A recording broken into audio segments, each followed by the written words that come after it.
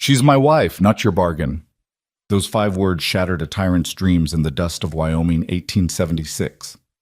Eleanor Price stood on an altar built for betrayal, a deed in one hand and desperation in the other, until a dusty cowboy rode into her nightmare with a wedding ring and a loaded revolver. This is the story of a girl sold for soil, a man who refused to let evil win, and a love forged in gunfire and grit. Stay until the end, and comment your city below so I can see how far this story travels across the world. The Wyoming wind had teeth that October morning, sharp enough to cut through Eleanor Price's worn wool shawl as she stood on the porch of her father's ranch house. Her ranch house now, though the ink on William Price's death certificate had barely dried. The sprawling valley before her should have felt like freedom. Instead, it felt like a noose tightening around her throat. She was 20 years old, alone, and about to lose everything. The horses came at dawn, 6 of them, kicking up dust devils that swirled like angry ghosts across the dried prairie grass. Eleanor's fingers tightened around the porch railing, her knuckles going white as the riders approached. She didn't need to see the lead rider's face to know who it was. Silas Blackwell always announced himself like a plague, slowly, inevitably, with the promise of suffering in his wake. "Miss Price." Blackwell's voice was smooth as whiskey and twice as poisonous as he dismounted, his boots hitting the packed earth with the weight of a man who'd never been told no in his entire life. He was 50, if he was a day, with silver threading through his dark hair and a smile that never quite reached his eyes. His suit was tailored, his gloves were leather, and his intentions were written plain as day across his weathered face. Behind him, 5 men sat astride their horses, hired guns with dead eyes and quick hands. They weren't cowboys. They were predators in human skin, and Eleanor knew exactly why they were here. "Mr. Blackwell." She kept her voice steady, though her heart hammered against her ribs like a trapped bird. "I wasn't expecting company this morning." "No?" He tilted his head, that reptilian smile widening. "That's peculiar, Miss Price. I sent word 3 days ago that I'd be coming to collect." "Collect?" The word tasted like ash in her mouth. "Your father's debt." Blackwell reached into his coat and withdrew a folded piece of parchment, yellowed and official-looking. Signed and witnessed. William Price owed me $12,000, money I lent him to keep this ranch afloat after the drought of '74. The agreement was clear. If he couldn't repay by the 1st of October, 1876, the land would transfer to me. Eleanor's stomach turned to ice. "My father never mentioned any debt." "Your father was a proud man." Blackwell climbed the porch steps uninvited, and Eleanor found herself backing toward the door despite her determination to stand her ground. Pride makes men do foolish things, like borrowing money they can't repay, like dying and leaving their only daughter to clean up the mess. The cruelty in his voice was casual, practiced. This was a man who'd crushed people before, who knew exactly how much pressure to apply before they broke. "I don't believe you." Eleanor's hand found the door handle behind her back. "My father kept meticulous records. There's no mention of any loan in his ledgers." "Then perhaps you should look more carefully." Blackwell unfolded the document and held it up, close enough that Eleanor could see her father's name scrawled at the bottom in what looked like his handwriting, but something about it made her skin crawl. The letters were too careful, too deliberate. Her father's hand had been steady but quick, shaped by years of riding in moving wagons and on horseback. This signature looked like someone had traced it slowly, painstakingly. "This is a forgery," she breathed. Blackwell's smile didn't waver. "That's a serious accusation, Miss Price. One you'd need proof to substantiate." "Do you have proof?" She didn't. That was the hell of it. Her father's papers were in order, his accounts balanced to the penny, but there was no proof of what wasn't there. No way to prove a document was fake without evidence of the real transaction it was meant to replace. "I didn't think so." Blackwell folded the paper and tucked it back inside his coat. "Which brings me to why I'm here. The debt is due. The land is forfeit.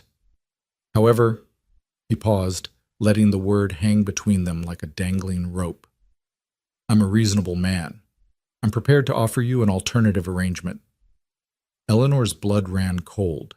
She knew what was coming. She'd known since the moment she'd seen him riding up with his vultures in tow. "Marry me," 2 words. Simple. Devastating. Marry you, Eleanor repeated, her voice hollow. At sundown tomorrow. Blackwell's gloved hand rested on the porch railing, possessive, as if he already owned everything his fingers touched. A simple ceremony. The preacher's already been paid. Your father's debt will be forgiven. The land will remain in your name, technically. Of course, as your husband, I'll manage the property. Make the decisions. You'll want for nothing, Eleanor. You'll have security, protection, a name that means something in this territory. And if I refuse? His smile finally faded. Then my men will escort you off this property by noon tomorrow. The land transfers to me, the house becomes mine, and you'll leave with nothing but the clothes on your back. Winter's coming, Miss Price. A young woman alone, with no family, no money, no prospects. He let the implication twist in the air like smoke. Well, I imagine that would be a very difficult winter indeed. Eleanor's vision blurred at the edges. This couldn't be happening. Her father had built this ranch from nothing, had poured his blood and sweat and soul into every fence post, every acre, every dawn breaking over the mountains. This land was his legacy. It was all she had left of him, and this monster wanted to take it by buying her like livestock. I need time to think, she managed. You have until sundown tomorrow. That's all the time you need. Blackwell tipped his hat, a mockery of courtesy. My men will remain nearby to ensure you don't do anything foolish, like trying to run or seeking help from the marshal. His eyes hardened. Marshal Boone is a good friend of mine, Miss Price. Very good friends. He won't interfere in a private business matter between gentleman and lady. The threat was clear. She was alone, trapped. And tomorrow she would become Mrs. Silas Blackwell, or she would become nothing at all. Blackwell descended the steps and mounted his horse with practiced ease. I'll see you at the altar, my dear. Wear something pretty. The riders turned as one and galloped away, leaving Eleanor standing on the porch of the house that would soon belong to a man she despised. The dust settled slowly, coating everything in a fine gray powder that tasted like defeat. She didn't cry. Not yet. Crying was a luxury she couldn't afford. Instead, Eleanor turned and walked inside, closing the door behind her with a soft click that sounded like a cell door locking. The house felt different now, smaller, darker, as if Blackwell's presence had poisoned the very air. She moved through the parlor like a ghost, her hands trailing over the furniture her father had built, the curtains her mother had sewn before the fever took her 8 years ago. Everything here was memory. Everything here was love. And by tomorrow night, it would all belong to a monster. Eleanor sank into her father's chair by the fireplace, the leather still holding the shape of his body, and finally allowed herself to look at the truth square in the face. She had no options. No money to hire a lawyer, no family to turn to, no way to fight a man with Blackwell's resources and connections. The law was on his side. Power was on his side. She pulled out her father's last letter, the one he'd written 3 days before he died, when he knew the pneumonia would take him. Her fingers traced the familiar scrawl. Eleanor, my girl, you're stronger than you know. When the wolves come, and they will come, remember that strength isn't about fighting every battle. Sometimes it's about knowing when to bend so you don't break. But never, never let them take your soul. The land is yours by right and by blood. Don't let anyone tell you different. Your father, who loves you beyond measure, William Price. Bend so you don't break. But how could she bend without breaking completely? Marriage to Silas Blackwell would be a living death. She'd seen the way he looked at her, the way his eyes catalogued her like property. He didn't want a wife. He wanted an acquisition, another trophy to hang on his wall next to all the other things he'd stolen or bought or destroyed. The fire had burned down to embers. Eleanor fed it fresh logs, watching the flames catch and grow, and wondered if her father had known this was coming. If he'd suspected Blackwell would make his move the moment William was in the ground. Probably, she thought bitterly. Her father had always said Blackwell was a snake who smiled while he struck. The afternoon dragged into evening. Eleanor tried to eat but couldn't stomach more than a few bites of bread.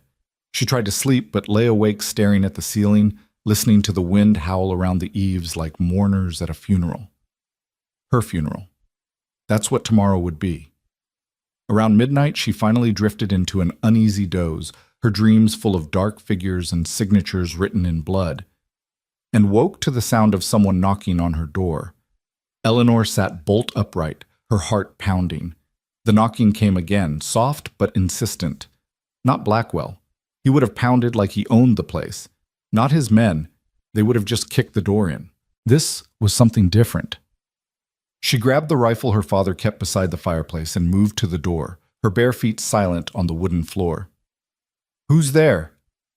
"Jack Rowan, Miss Eleanor." The voice was low, rough-edged with exhaustion. "Your father's friend. I heard what Blackwell's planning. I need to talk to you." Jack Rowan. The name stirred memories.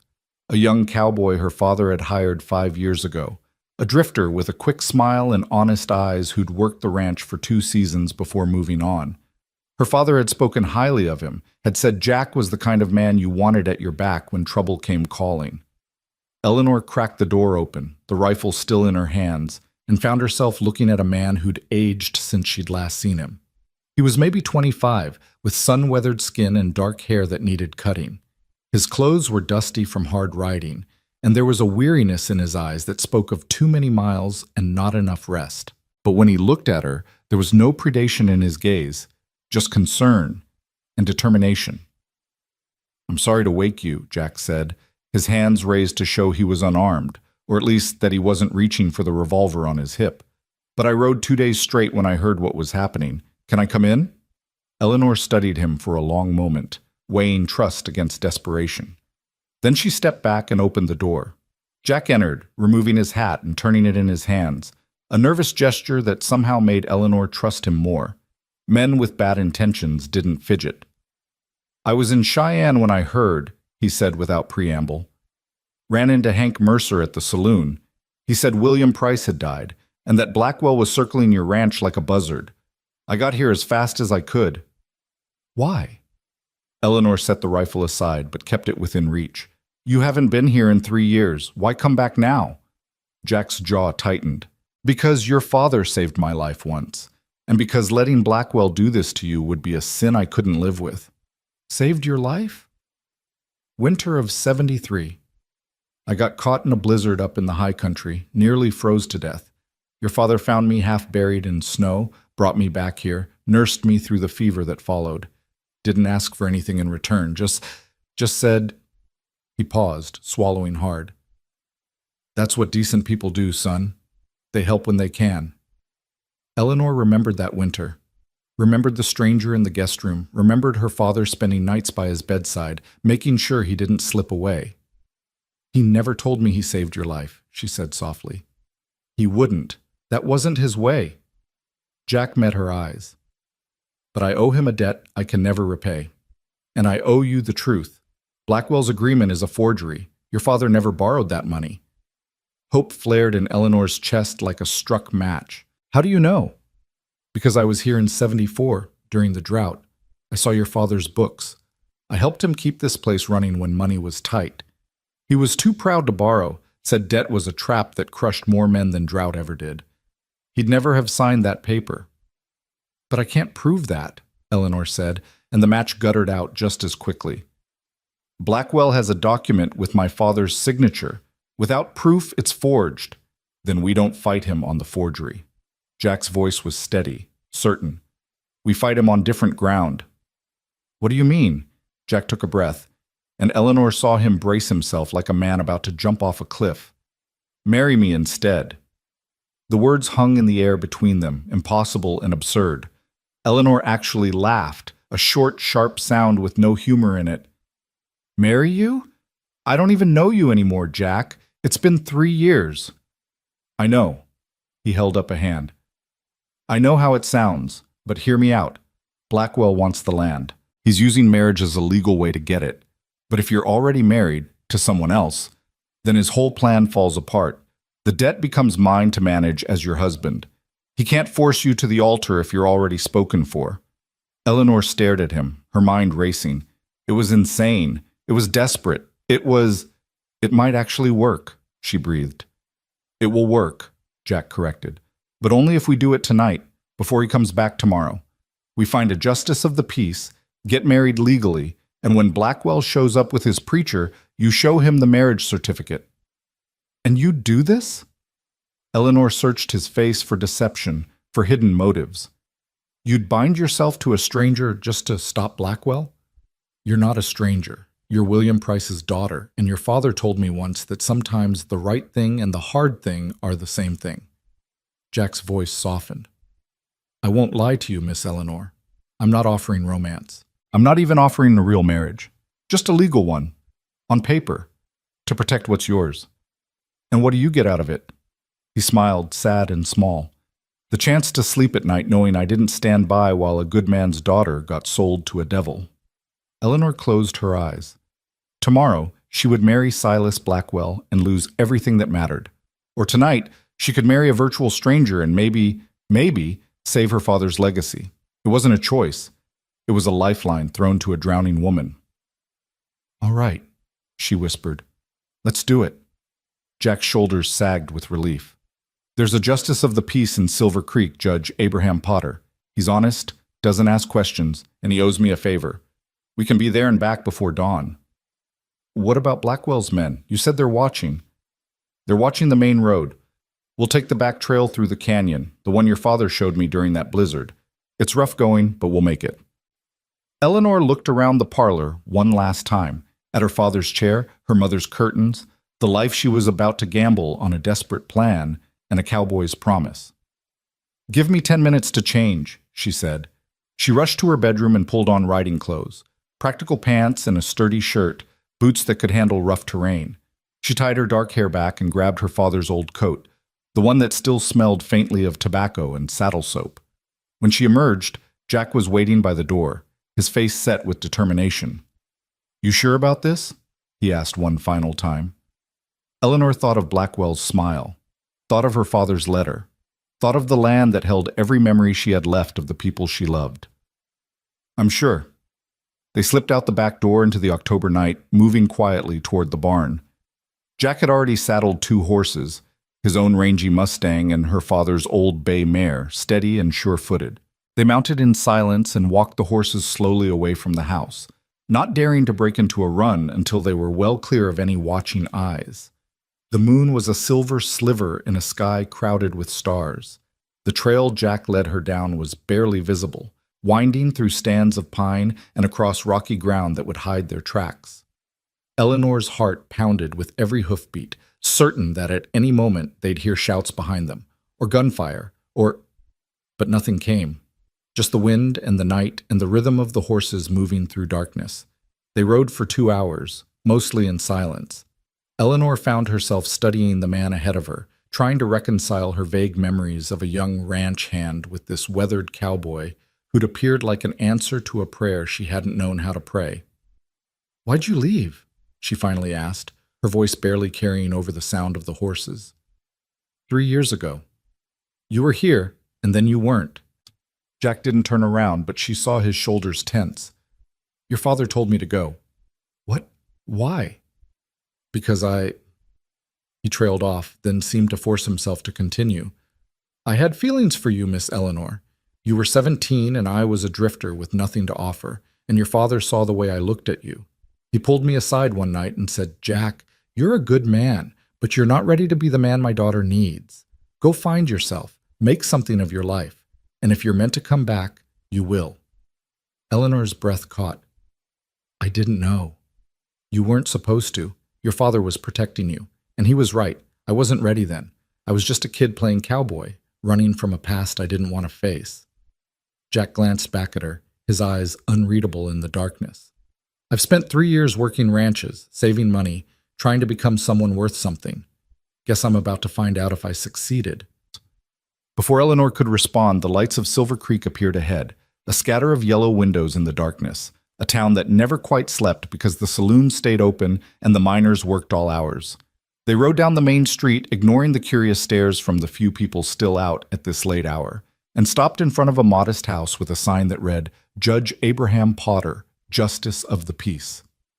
Jack dismounted and helped Eleanor down, his hands steady on her waist. For just a moment, they stood close enough that she could feel the warmth radiating from him, could see the determination written in every line of his face. Last chance to change your mind, he murmured. Eleanor squared her shoulders. Let's get married.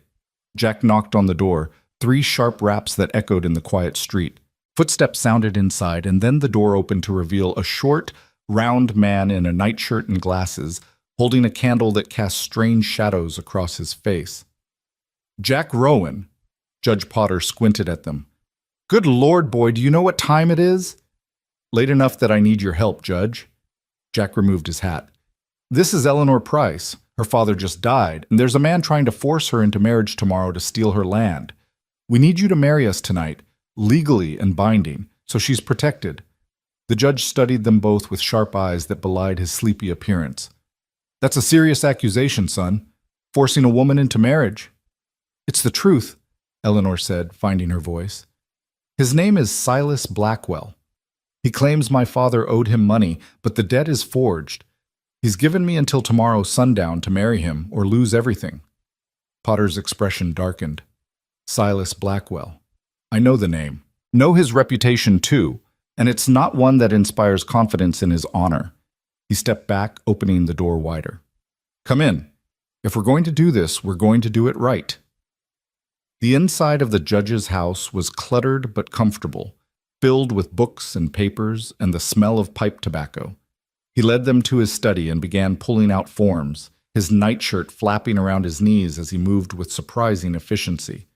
I'll need witnesses, he said. Mrs. Potter, he called toward the stairs. Sarah, get down here. We've got a wedding to perform. A woman's voice floated down, thick with sleep. Abraham Potter, if this is another one of your jokes. No joke, dear. Legal matter, urgent. Footsteps on the stairs, and then a woman appeared, gray-haired and formidable in her dressing gown, with eyes that immediately assessed Eleanor and Jack with the precision of a schoolteacher facing new students. Well, she said after a moment, you look like you're either running from something or running towards something. Which is it? Both, Eleanor said honestly. Mrs. Potter smiled. Good answer. Abraham, get your Bible. If we're doing this, we're doing it properly. The next 15 minutes passed in a blur. The judge threw on a coat over his nightshirt. Mrs. Potter lit candles around the study until the room glowed with warm light, and somewhere in the chaos, Eleanor found herself standing next to Jack in front of a makeshift altar, really just the judge's desk cleared of papers. Judge Potter opened an worn leather Bible and looked at them both seriously. Marriage is a sacred bond, not to be entered into lightly. I understand the circumstances that bring you here tonight are unusual, but once I pronounce you husband and wife, it's legal and binding in the eyes of God and the Wyoming Territory. Do you both understand? Yes, sir, Jack said. I do, Eleanor whispered. Then let's begin. Potter adjusted his glasses. Do you, Jack Rowan, take this woman, Eleanor Price, to be your lawfully wedded wife, to have and to hold, from this day forward, for better or worse, for richer or poorer, in sickness and in health, as long as you both shall live?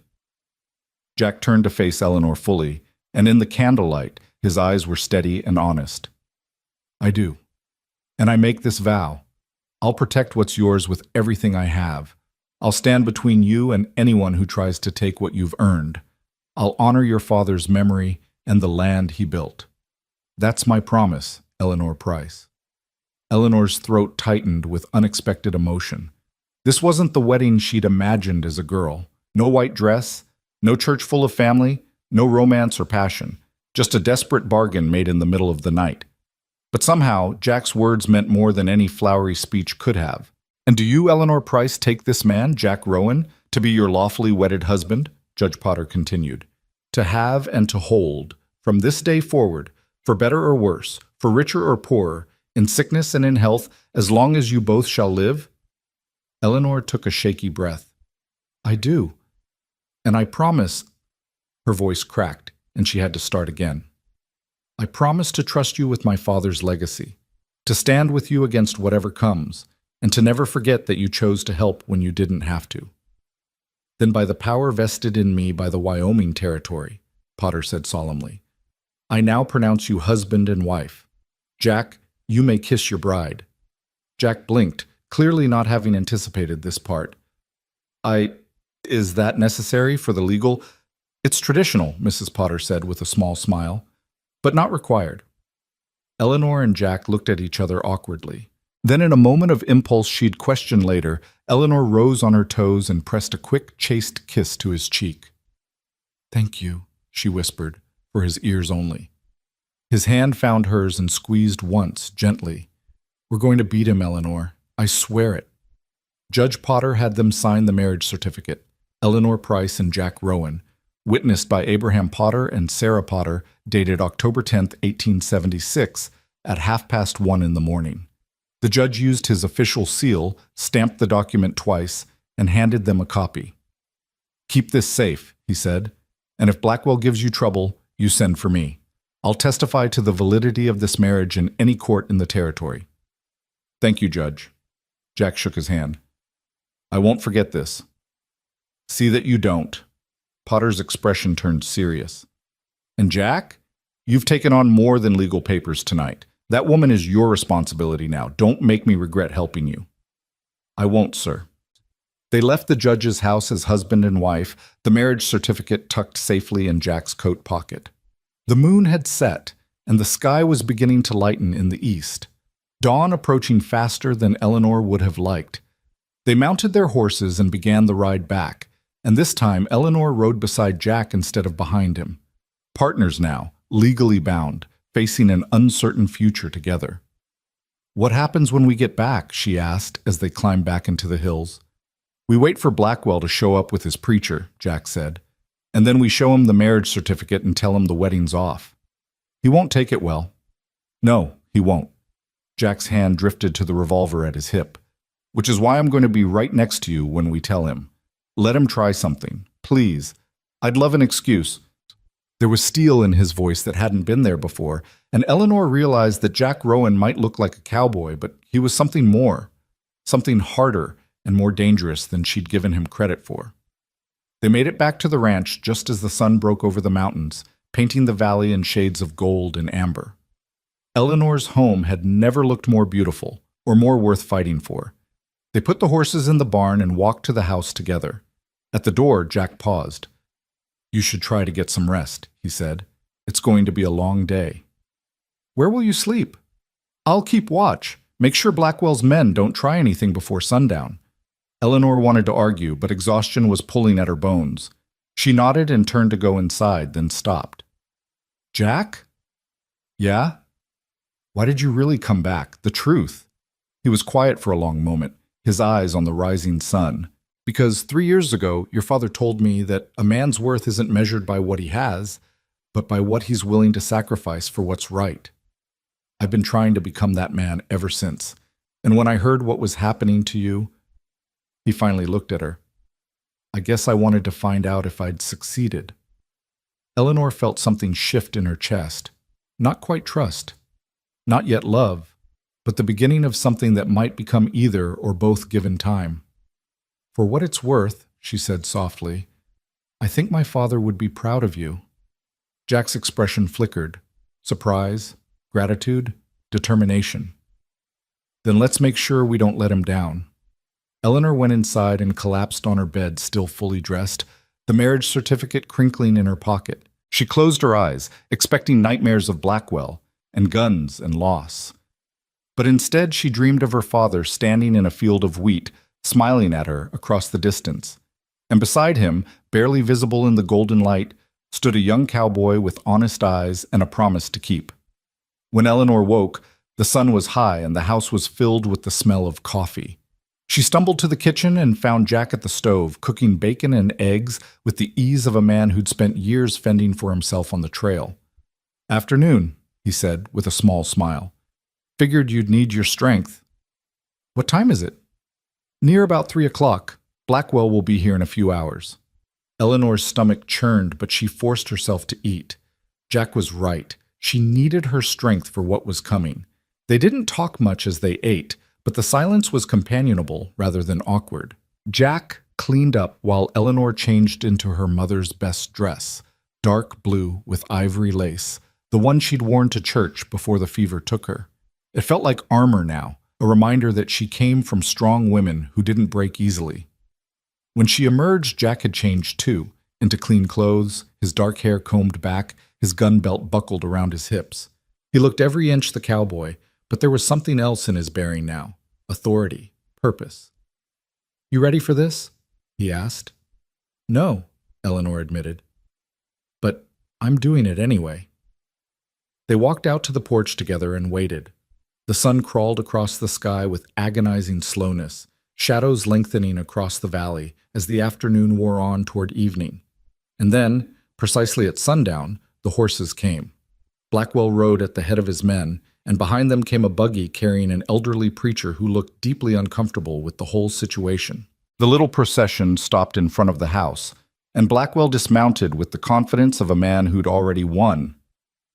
"Miss Price," he said, removing his hat in a mockery of respect, "I trust you've had time to consider your position.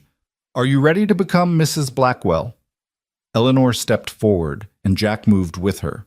Not in front of her, not behind her, but beside her, a united front. "There won't be a wedding today, Mr. Blackwell," Eleanor said, her voice carrying clear across the yard. "There already was one."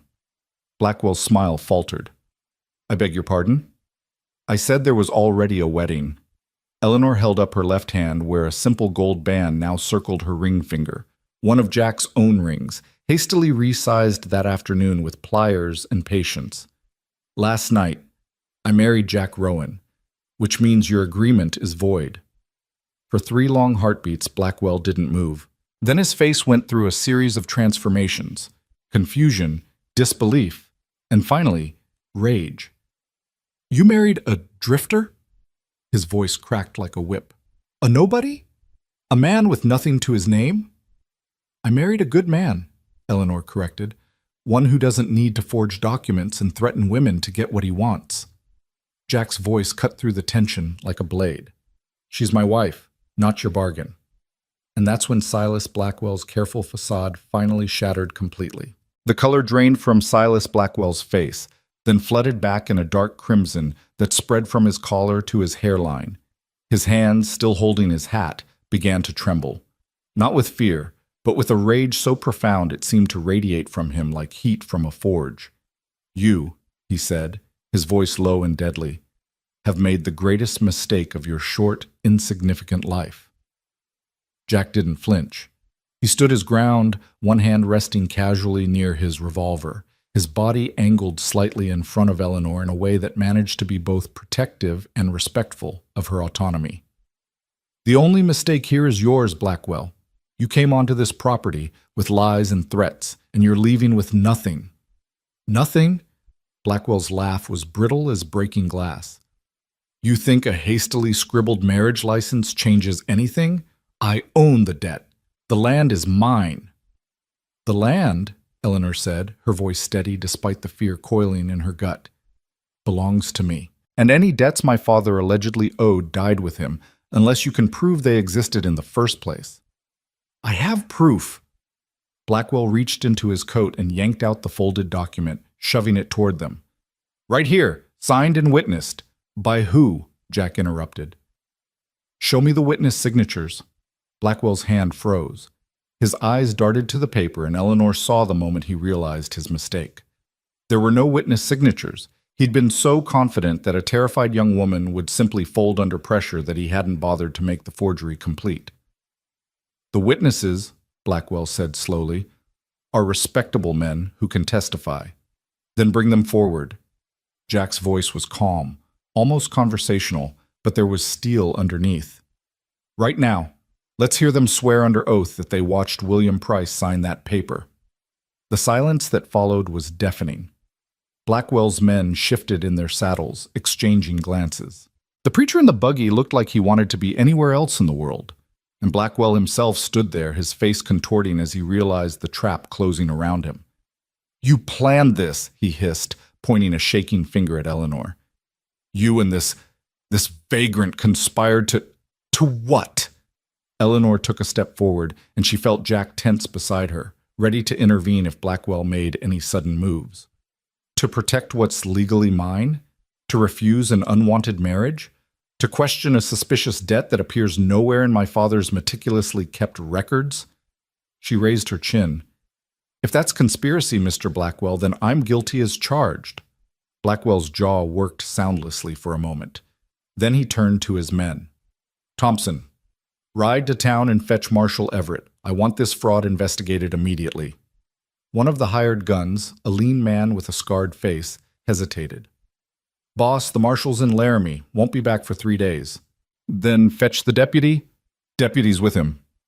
Eleanor watched Blackwell's composure crumble in real time. He was a man accustomed to having systems in place, people he could call on, power he could leverage.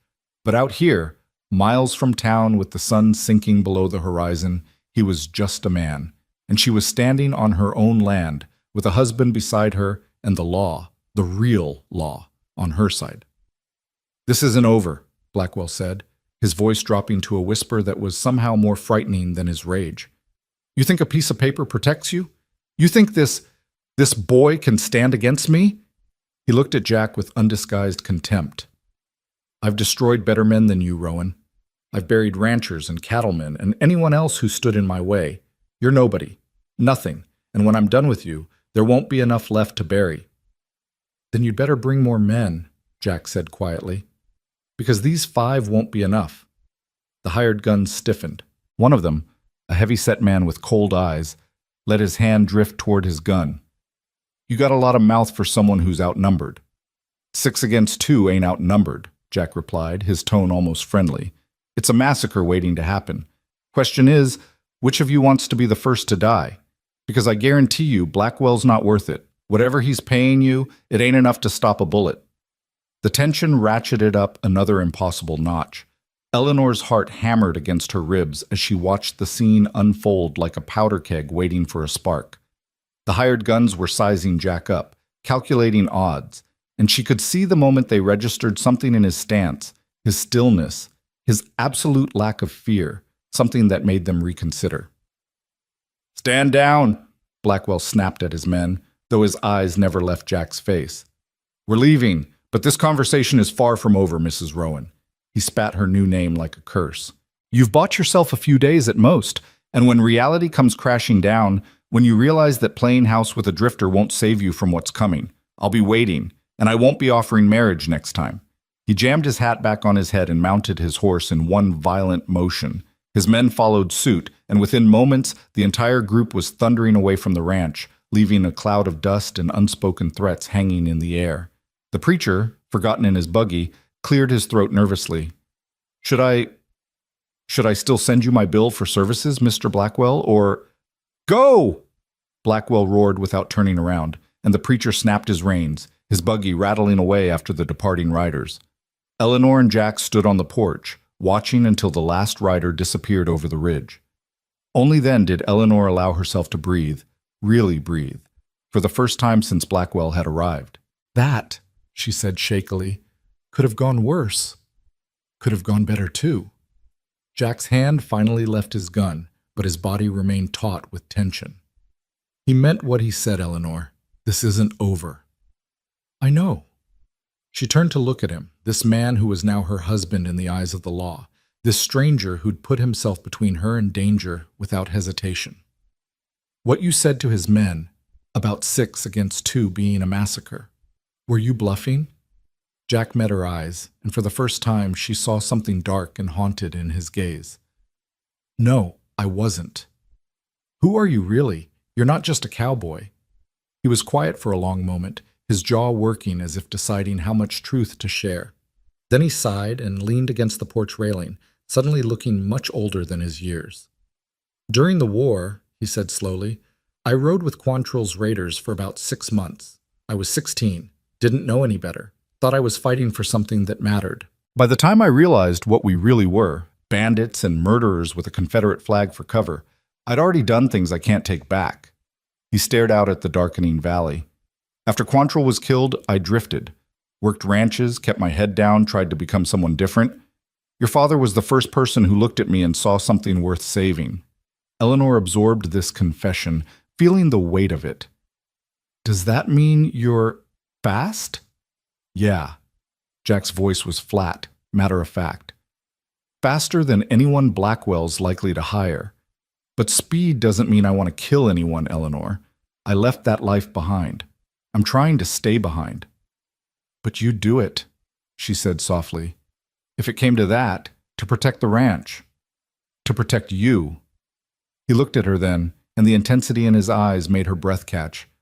That's what I promised. In front of Judge Potter. In front of God. I meant every word.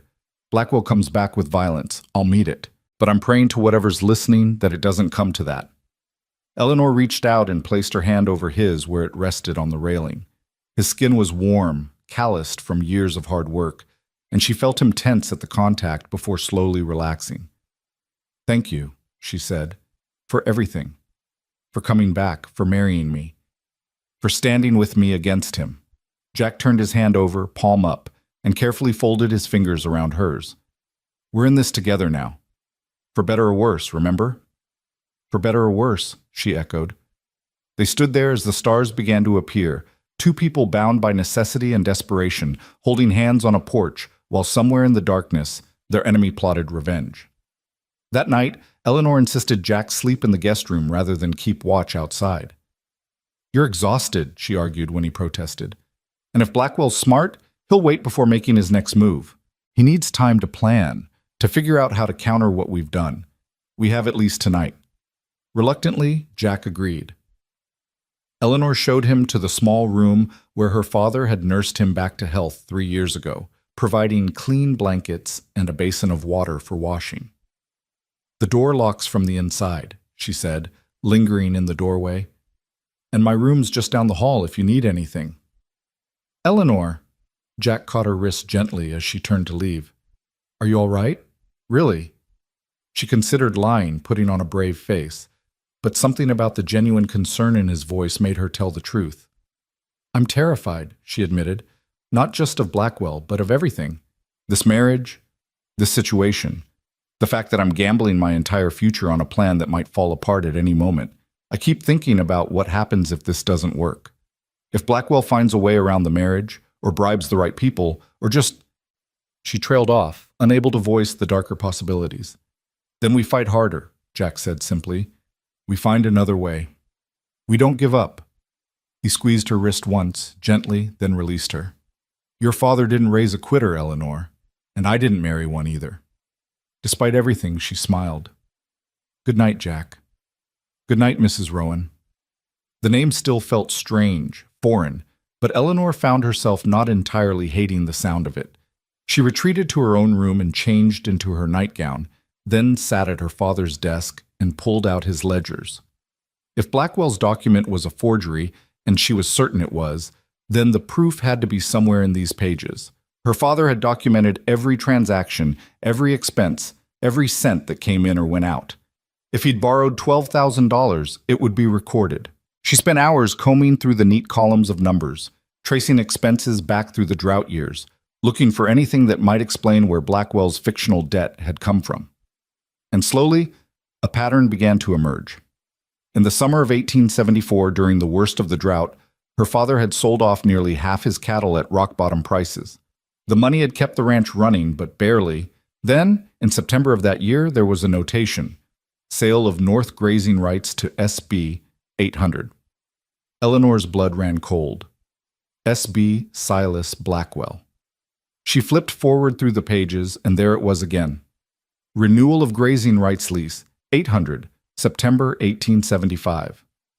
Her father hadn't borrowed money from Blackwell. He'd leased grazing rights on the northern section of the property, the rocky, less desirable land that wasn't good for much except letting cattle roam. A simple business arrangement, fully paid, with no debt attached. But it gave Blackwell something. A connection to the property. A paper trail that could be twisted and manipulated. With the right forgery, he could transform a grazing lease into a loan, transform $800 into $12,000, transform a legal business arrangement into a weapon. Eleanor's hands shook as she realized the depth of Blackwell's deception. He hadn't just forged a random debt. He'd built his lie on a foundation of truth, making it that much harder to disprove. She needed more evidence, something concrete that would prove the debt was false. The answer came to her suddenly. Her father's bank records. William Price had banked at Cheyenne Trust and Loan, and they would have documentation of every deposit and withdrawal. If her father had borrowed $12,000, it would show up there. And if it didn't... Eleanor made a note to wire the bank first thing in the morning. It would take time to get a response, but it was evidence Blackwell couldn't forge or manipulate. Bank records were sacrosanct, witnessed and verified. She fell asleep at the desk, her head pillowed on her father's ledgers, dreaming of numbers and signatures and justice. Morning came too early. Eleanor woke to the sound of roosters and the smell of coffee, again, and found Jack already up, dressed, and cooking breakfast. "Don't you ever sleep?" she asked, rubbing her eyes. "Habit from the trail, sun's up, I'm up." He slid a plate of eggs and toast in front of her. "You were up late. Find anything useful?" Eleanor told him about the grazing lease, about her theory of how Blackwell had twisted a legitimate transaction into a fraudulent debt. Jack listened intently, his expression growing darker as she spoke. "So he used your father's honesty against him," he said when she finished. "Built a lie on top of a truth." "Exactly. Which means we need bank records to prove the loan never existed. I want to send a wire to Cheyenne this morning, request copies of my father's account history." "Good idea. I'll ride with you into town." "You don't have to." "Yes, I do." Jack's voice was firm. "Blackwell knows where we live, but he doesn't know what we're planning next. If he's got men watching, I want them to see we're not hiding, we're not scared, and you're not alone." They rode into Silver Creek together, side by side on the same trail they'd traveled 2 nights before as strangers. Now Eleanor was hyper-aware of Jack's presence beside her, the easy way he sat his horse, the constant scanning of the horizon, the way his hand never strayed far from his gun. "You're expecting trouble," she observed. "I'm expecting Blackwell to be watching. Whether that translates to trouble depends on how stupid his men are feeling today." They reached town without incident, though Eleanor noticed the stares they drew from passers-by. News traveled fast in small communities, and by now, everyone probably knew that William Price's daughter had married a stranger in the middle of the night to avoid Silas Blackwell's machinations. The telegraph office was a cramped building that smelled of dust and metal. The operator, a wizened old man named Thaddeus, peered at them over wire-rimmed spectacles as they entered. "Mrs. Price, or should I say, Mrs. Rowan, now." His voice was creaky but kind. "Heard you got yourself hitched. Congratulations, I suppose." "Thank you, Thaddeus."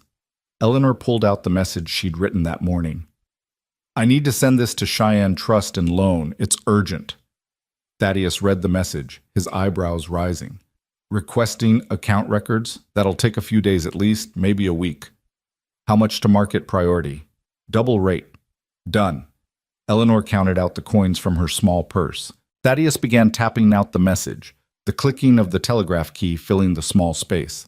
Jack stood by the window, watching the street with the stillness of a man who'd learned patience in dangerous places. "Sent," Thaddeus said finally. "They'll wire back confirmation when they receive it. Check back tomorrow afternoon." As they left the telegraph office, a voice called out from across the street. "Well, well, if it ain't the blushing bride." Eleanor's stomach sank. 3 of Blackwell's men were standing outside the saloon, the same ones who'd been at the ranch yesterday. The one who'd spoken was Thompson, the lean man with the scarred face. "Keep walking," Jack murmured, his hand drifting toward his gun. But Thompson and his companions were already crossing the street, spreading out to block their path. People on the boardwalk scattered, sensing violence in the air. "Heard you two had quite the romantic wedding," Thompson continued, his voice dripping with mock sweetness. "Middle of the night, no guests, no celebration, almost like you were trying to hide something." "Almost like it's none of your business," Jack replied evenly. "See, that's where you're wrong, friend." Thompson stopped about 10 feet away, his thumbs hooked in his belt. "Mr. Blackwell makes it my business to keep an eye on you two. Make sure you don't do anything foolish, like sending telegrams." One of the other men, the heavyset one from yesterday, grinned nastily. "Who you wiring, Mrs. Rowan? Lawyers? More family? Someone you think can help you?" Eleanor's blood ran cold. They'd been watching, waiting. "Last I checked," Jack said, his voice dropping to a dangerous quiet. "Sending telegrams wasn't illegal in Wyoming territory." "No, but fraud is." Thompson took a step closer. "Entering into a sham marriage to avoid legitimate debts, that's fraud. Mr. Blackwell's got lawyers looking into it right now. Could be you two are looking at jail time. Then let his lawyers come talk to us. Jack's hand now rested openly on his revolver. But you three? You're just hired muscle, and you're in our way. The street had gone silent. Shopkeepers stood in doorways, watching. A woman herded her children inside the general store. Everyone knew what was about to happen, or thought they did. Thompson's smile widened. You really think you're fast enough to take all three of us, boy? I think, Jack said calmly, that I don't need to be fast enough to take all three. I just need to be fast enough to kill you first. And I am. So the question becomes, is Blackwell paying you enough to die for him? The certainty in Jack's voice was absolute. This wasn't bravado or bluffing. It was a simple statement of fact, delivered with the cold precision of a man who'd killed before and would do it again if necessary. Thompson's smile faltered. Eleanor saw the calculation in his eyes, the weighing of money against mortality, pride against survival. This ain't over, Thompson finally said, taking a step back. Never thought it was. Jack's hand remained on his gun. But it's over for today. Now move. For a long, tense moment, no one breathed.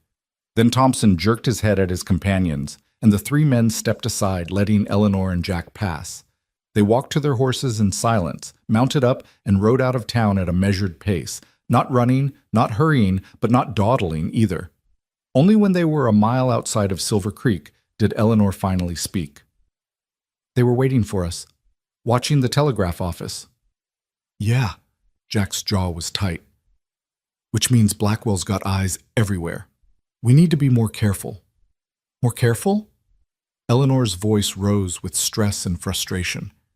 Jack, we can't even send a telegram without being threatened. What are we supposed to do? We keep going, keep fighting. He glanced at her and his expression softened slightly. I know it's hard, Eleanor. I know you're scared. But we can't give up now. That's what he wants, to make you feel helpless, isolated, like there's no way out except surrender. Maybe there isn't, she whispered. Jack pulled his horse to a stop and reached out, catching her reins. Listen to me. Your father fought droughts, disease, financial ruin, and every other damn thing this territory could throw at him. And he survived. That strength is in you, Eleanor. I've seen it. The way you stood up to Blackwell yesterday, the way you're fighting for what's yours, that's your father's legacy. Don't let Blackwell take that from you too. Eleanor felt tears prickling at her eyes and angrily wiped them away. I'm trying, Jack. God knows I'm trying. I know you are. His voice gentled. And you're not doing it alone. That's why I'm here. That's what the marriage means beyond the legal protection. You have someone at your back now, someone who won't run when things get hard. Promise? The word came out smaller than she'd intended. Promise. They rode the rest of the way home in thoughtful silence. When they reached the ranch, Jack insisted on checking the property, the barn, the outbuildings, the perimeter fence, looking for signs of tampering or surveillance. Blackwell might try to sabotage something, he explained. Make it look like an accident. Fire in the barn, spooked cattle, poisoned water. We need to stay vigilant. Eleanor helped him search, and they found nothing suspicious, but the very act of looking made her realize how vulnerable they were. Two people against a wealthy man with unlimited resources and no scruples. That evening, as they sat on the porch watching the sun set over the mountains, Jack finally asked the question she'd been dreading. What happens if the bank records aren't enough? If Blackwell's paid off the right people or found some other way to make his story stick? Eleanor had been thinking about that all day. Then we need something bigger, something he can't bribe or manipulate his way out of. Like what? She took a deep breath. We expose him publicly. Show everyone in the territory what kind of man he really is. Make it impossible for him to operate in the shadows. That's dangerous, Eleanor. Men like Blackwell, when you back them into a corner, they come out swinging. I know. But what choice do we have? We can't live like this, constantly looking over our shoulders, waiting for him to make his next move. She turned to face Jack. You said your father saved your life once, that you owed him a debt you could never repay. Well, here's how you can pay it. Help me destroy Silas Blackwell. Jack studied her face in the fading light, and something shifted in his expression. Respect, maybe, or recognition. All right, But we do this smart, methodical. We gather evidence, build a case that's airtight, and we find the right person to bring it to. Someone Blackwell doesn't own. Marshall Boone? Maybe.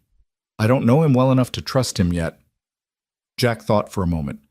But Judge Potter might. He performed our marriage. He knows what Blackwell was trying to do. Let's start there.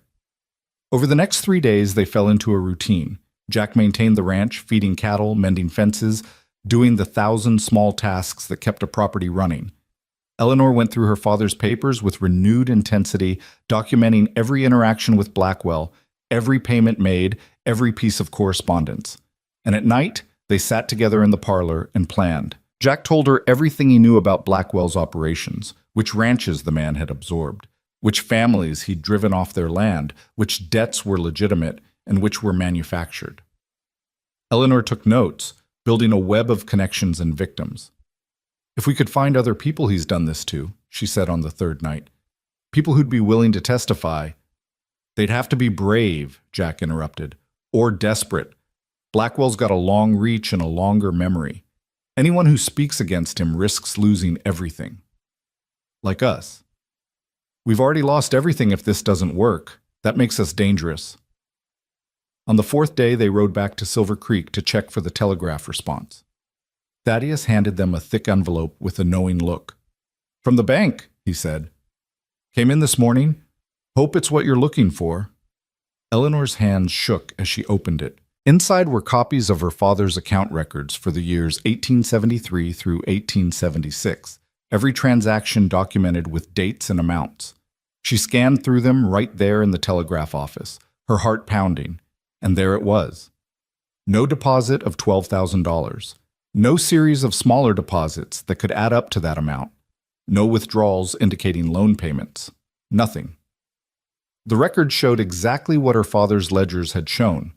A man managing his finances carefully, living within his means, selling assets when necessary, but never borrowing money. It's not here, she breathed. Jack, the debt doesn't exist. This proves it. Jack read over her shoulder, then carefully folded the papers and tucked them inside his coat. This is good, Eleanor. Real good. But we need to get these to someone official before Blackwell finds out we have them. They left the telegraph office and headed for the sheriff's office 2 blocks away. Deputy Marshal Frank Collins was a young man, maybe 30, with an earnest face and a reputation for honesty, but also for being easily intimidated. He listened to their story with growing concern, examining the bank records with careful attention. This is certainly compelling evidence, he said finally. But Mrs. Rowan, I have to be honest with you. Silas Blackwell is a powerful man in this territory. He's got connections in Cheyenne, friends in the territorial government.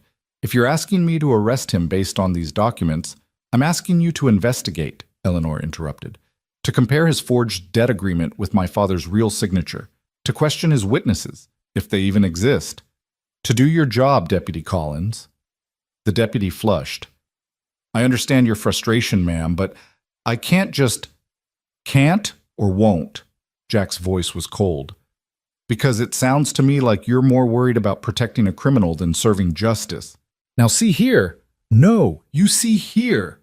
Jack leaned forward, his hands flat on the deputy's desk. That woman's father died protecting that ranch, and now a rich man is trying to steal it out from under her using fraud and intimidation. If you're too scared to stand up to him, fine, but don't pretend it's because you're following procedure. Colin's face went through several shades of red. I'm not scared. Then prove it. Take these documents, open an official investigation, and when Marshal Everett gets back from Laramie, brief him on everything. Let him decide how to proceed. The deputy looked between Jack and Eleanor, clearly torn between duty and self-preservation. Finally, he sighed. All right. I'll open a file, document your complaint, and hold these records as evidence. When the marshal returns, I'll make sure it's the first thing he reviews. He pulled out a form and began writing. But Mrs. Rowan, Mr. Rowan, you need to understand that this could take time. Investigations don't happen overnight. How much time? Eleanor asked. Weeks. Maybe months. We don't have months, Jack said flatly. Blackwell's already got his men watching us, threatening us. How long before threats turn into action? I can't speculate on... Then give us protection. Deputize some men to watch the ranch. Collins shook his head. I don't have the authority or the manpower for that. The marshal might, when he returns, but until then, we're on our own. Jack straightened up, his expression disgusted. Come on, Eleanor, we're wasting our time here. They left the sheriff's office with Eleanor feeling more frustrated than ever. They had evidence, they had proof. But without someone willing to act on it, the bank records were just paper. What now? She asked as they mounted their horses. Now we go see Judge Potter. If Collins won't help, maybe the judge knows someone who will. They rode to the judge's house and found him in his study, poring over law books. Sarah Potter served them tea while Eleanor explained everything. The bank records, the deputy's reluctance, their desperate need for someone to take action before Blackwell did. Judge Potter listened gravely, occasionally asking clarifying questions. When Eleanor finished, he removed his glasses and rubbed his eyes. This is a difficult situation, he said finally.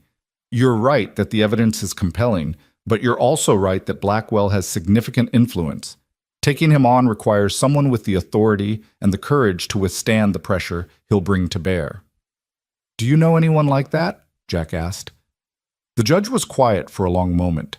Then he stood and went to his bookshelf, pulling down a small wooden box. Inside were letters, neatly organized.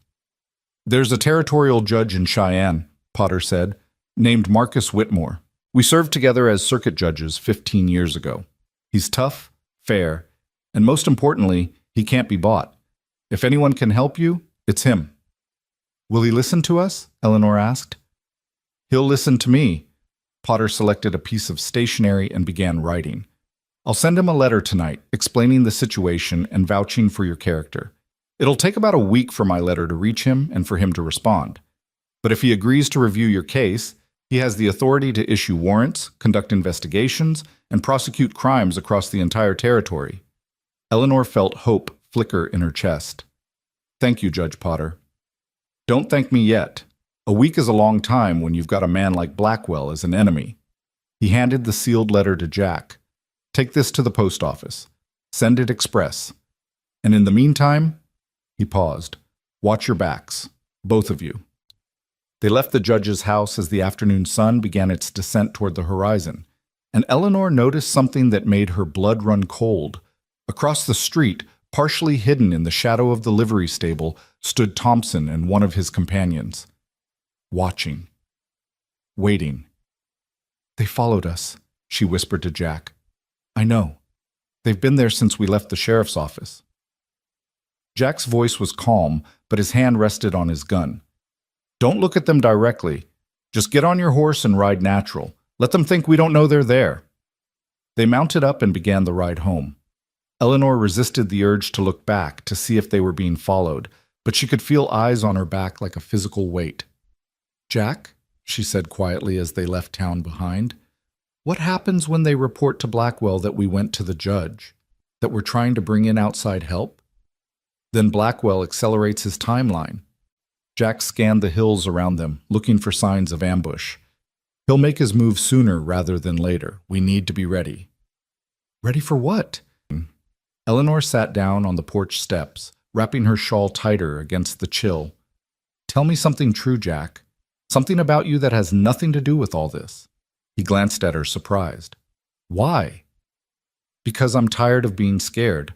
And because if something happens tomorrow, if things go bad, I want to know the man I married, even if it was only supposed to be on paper. Jack was quiet for so long she thought he wouldn't answer. Then he spoke, his voice soft in the darkness. I had a sister once, Rebecca. She was 8 years younger than me, followed me everywhere like a shadow. When I rode off to war, when I was stupid enough to join Quantrill, she cried for 3 days straight, begged me not to go. He paused, his hands tightening around the rifle. I promised her I'd come back, promised I'd stay safe and stay good. And then I broke that promise in every way possible. What happened to her? Typhoid, 1866. She was 13. I got the letter 2 months after she died. Hadn't seen her in 4 years. His voice cracked slightly. I told myself it was better that way, that she didn't have to know what I'd become. But the truth is, I was just a coward. too ashamed to face her. Eleanor's heart ached for him. You were a boy when you went to war. You didn't know. I knew enough. I knew right from wrong. I just chose wrong because it was easier, because everyone around me was choosing it too. He finally looked at her. That's why I came back when I heard about Blackwell. Because I'm done choosing easy. I'm done being the person Rebecca would have been ashamed of. I think, Eleanor said softly, she would have been proud of who you're becoming. Maybe. I hope so. He smiled, sad and small. What about you? Tell me something true about Eleanor Price. Eleanor Rowan, she corrected gently, and saw surprise flicker across his face. Something true. She thought for a moment.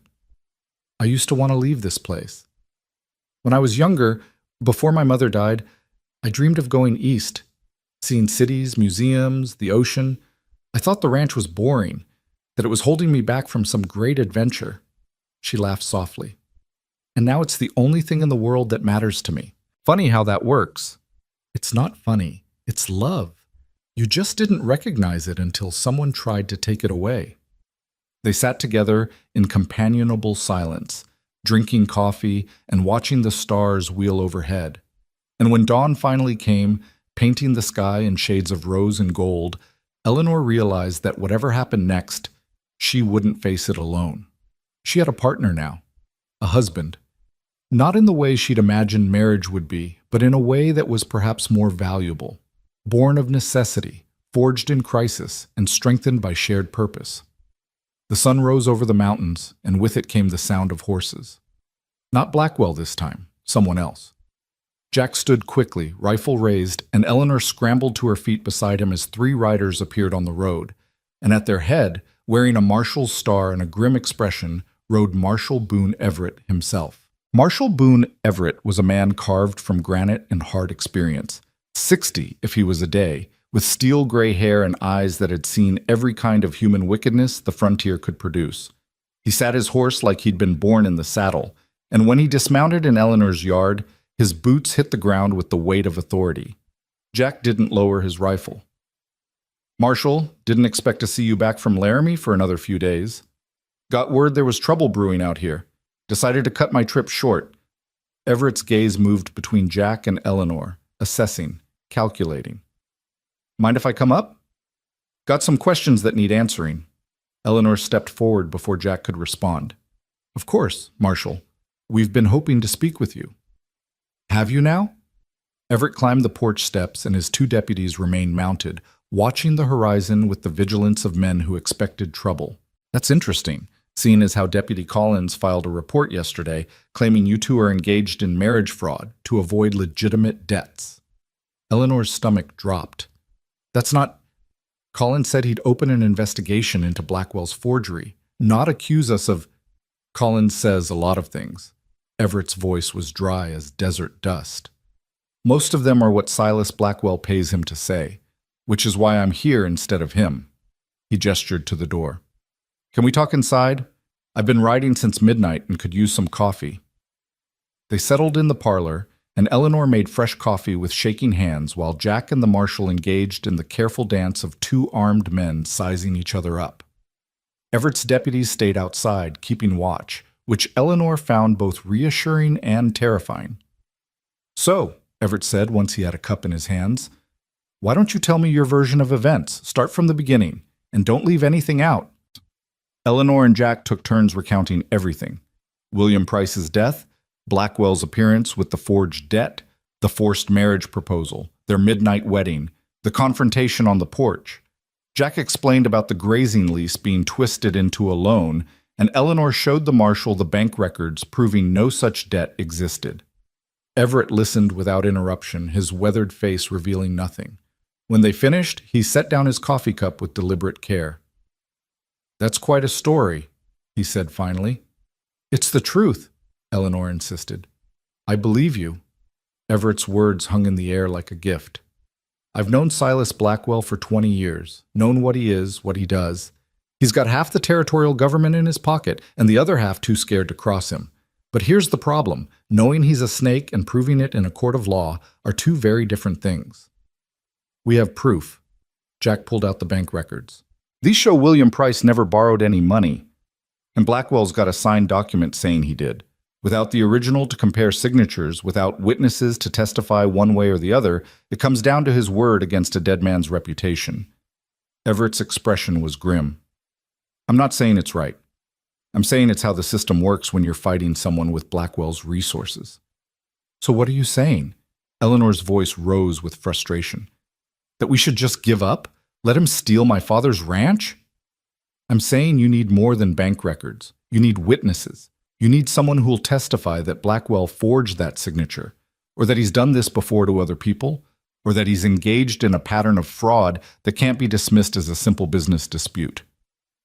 We've been trying to find other victims, Jack said, but everyone's too scared to talk. They've got reason to be. Everett stood and walked to the window, looking out at the valley. 3 years ago, a rancher named Tom Hutchins tried to fight Blackwell in court, claimed Blackwell had stolen water rights through falsified contracts. Hutchins had evidence, had witnesses lined up, everything. The night before the trial, his barn burned down with his prize horses inside. Message received. He dropped the suit and left the territory. Eleanor felt ice spreading through her veins. Are you saying Blackwell's going to burn us out? I'm saying he'll do whatever it takes to win.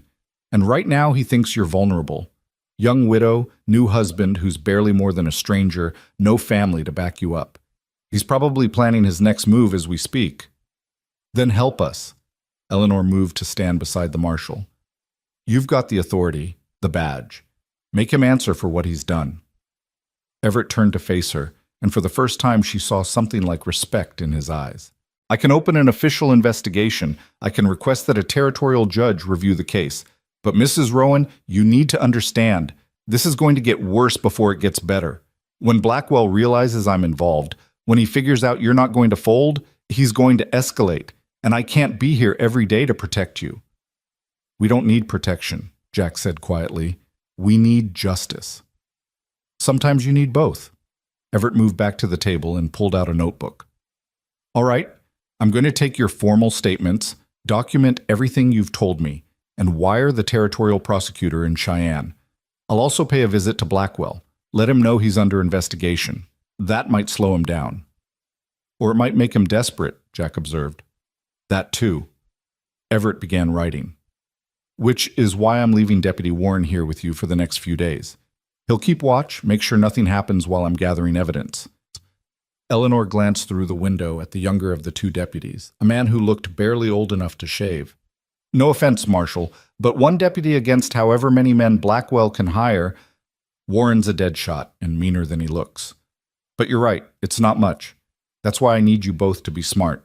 Stay on the property. Don't go into town unless absolutely necessary. If Blackwell's men show up, don't engage. Send for me immediately. He looked at Jack. I know your reputation, Rowan. I know what you can do. But killing Blackwell's hired guns won't solve this. It'll just make you a murderer and him a victim. Jack's jaw tightened, but he nodded. Understood. They spent the next 2 hours going over every detail, with Everett taking meticulous notes and occasionally asking pointed questions that revealed just how sharp his mind was beneath that weathered exterior. By the time he finished, the sun was high overhead, and Eleanor was exhausted from reliving the trauma of the past week. One more thing, Everett said as he prepared to leave. This marriage of yours, is it genuine or just a legal maneuver? Eleanor and Jack exchanged glances. The question was more complicated than it seemed. It's legal, Jack said carefully. Witnessed, documented, filed with the territory. That's not what I asked. Everett's eyes were shrewd. Blackwell's lawyers are going to argue this is a sham marriage, entered into fraudulently to circumvent a legitimate debt. If a judge agrees, the marriage could be annulled and the debt reinstated. That's ridiculous, Eleanor protested. We're married. We live together. What more do they need? Consummation, for one thing. Everett's blunt words made Eleanor's face flame with embarrassment. Evidence that you're genuinely building a life together, not just playing house for legal purposes. I'm not trying to pry into your personal business, but you need to understand, everything about your relationship is going to be scrutinized. We understand, Jack said, his voice tight. After Everett and his second deputy rode off, Deputy Warren established himself on the porch, with a rifle and a tobacco pipe, looking every bit as young and untested as Eleanor had feared. Jack pulled her inside the house, his expression troubled. "He's right," Jack said without preamble, "about the marriage. If Blackwell can prove it's just a legal fiction, he can get it annulled." "But we are married," Eleanor said, though even to her own ears it sounded defensive. "We took vows. We signed documents. We've been sleeping in separate rooms. We barely know each other. Any decent lawyer could argue we're just two strangers sharing a house." Jack ran a hand through his hair, frustrated. "I don't know how to fix that without making this something it's not supposed to be." Eleanor understood what he wasn't saying.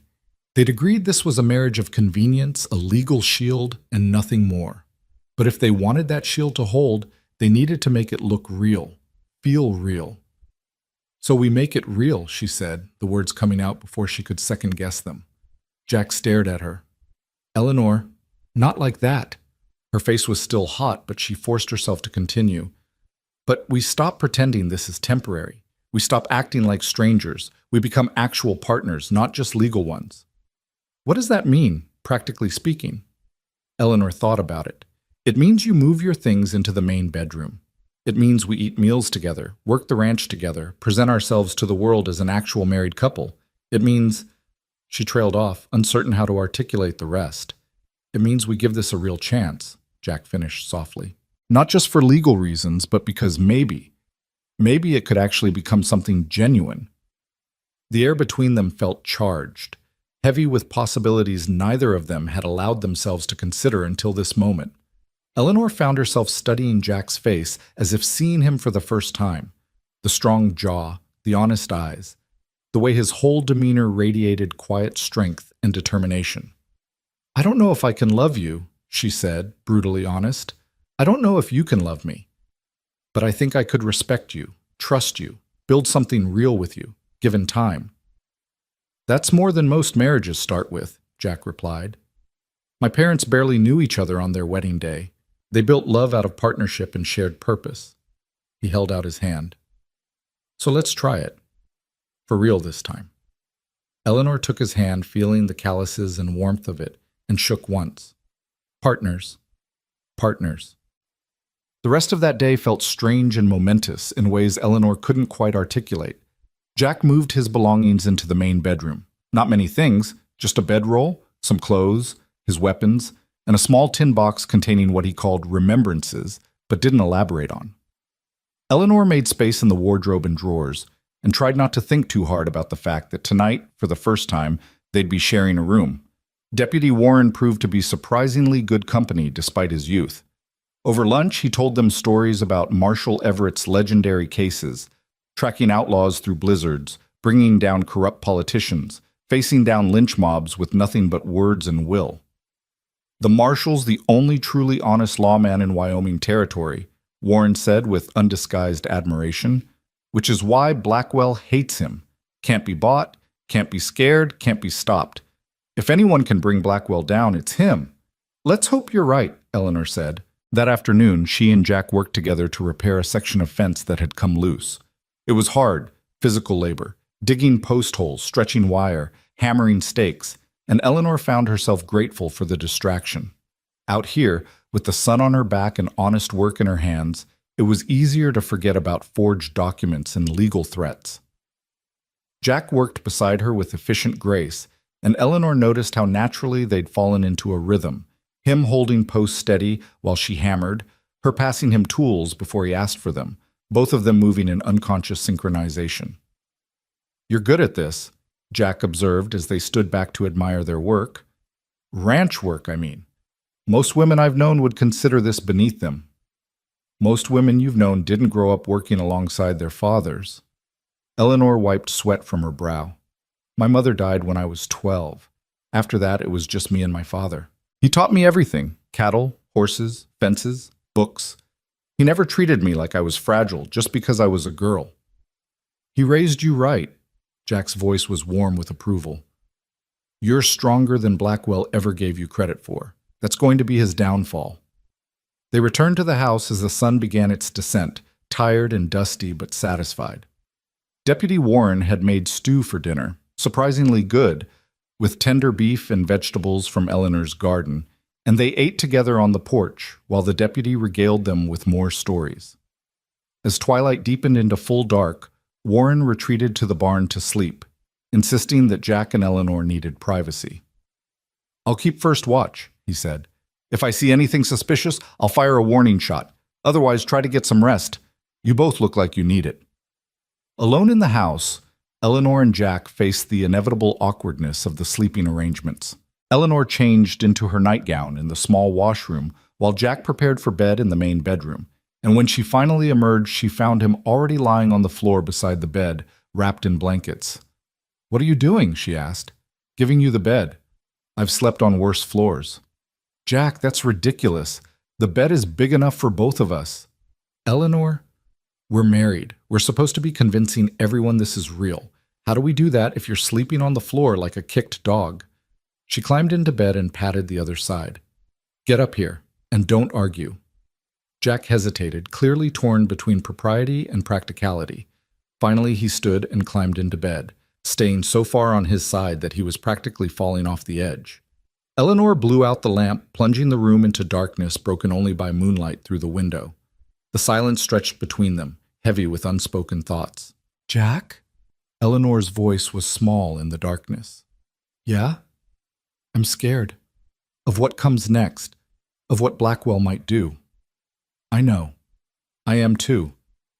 "You are?" She turned her head to look at him, barely able to make out his profile in the dim light. "You never seem scared."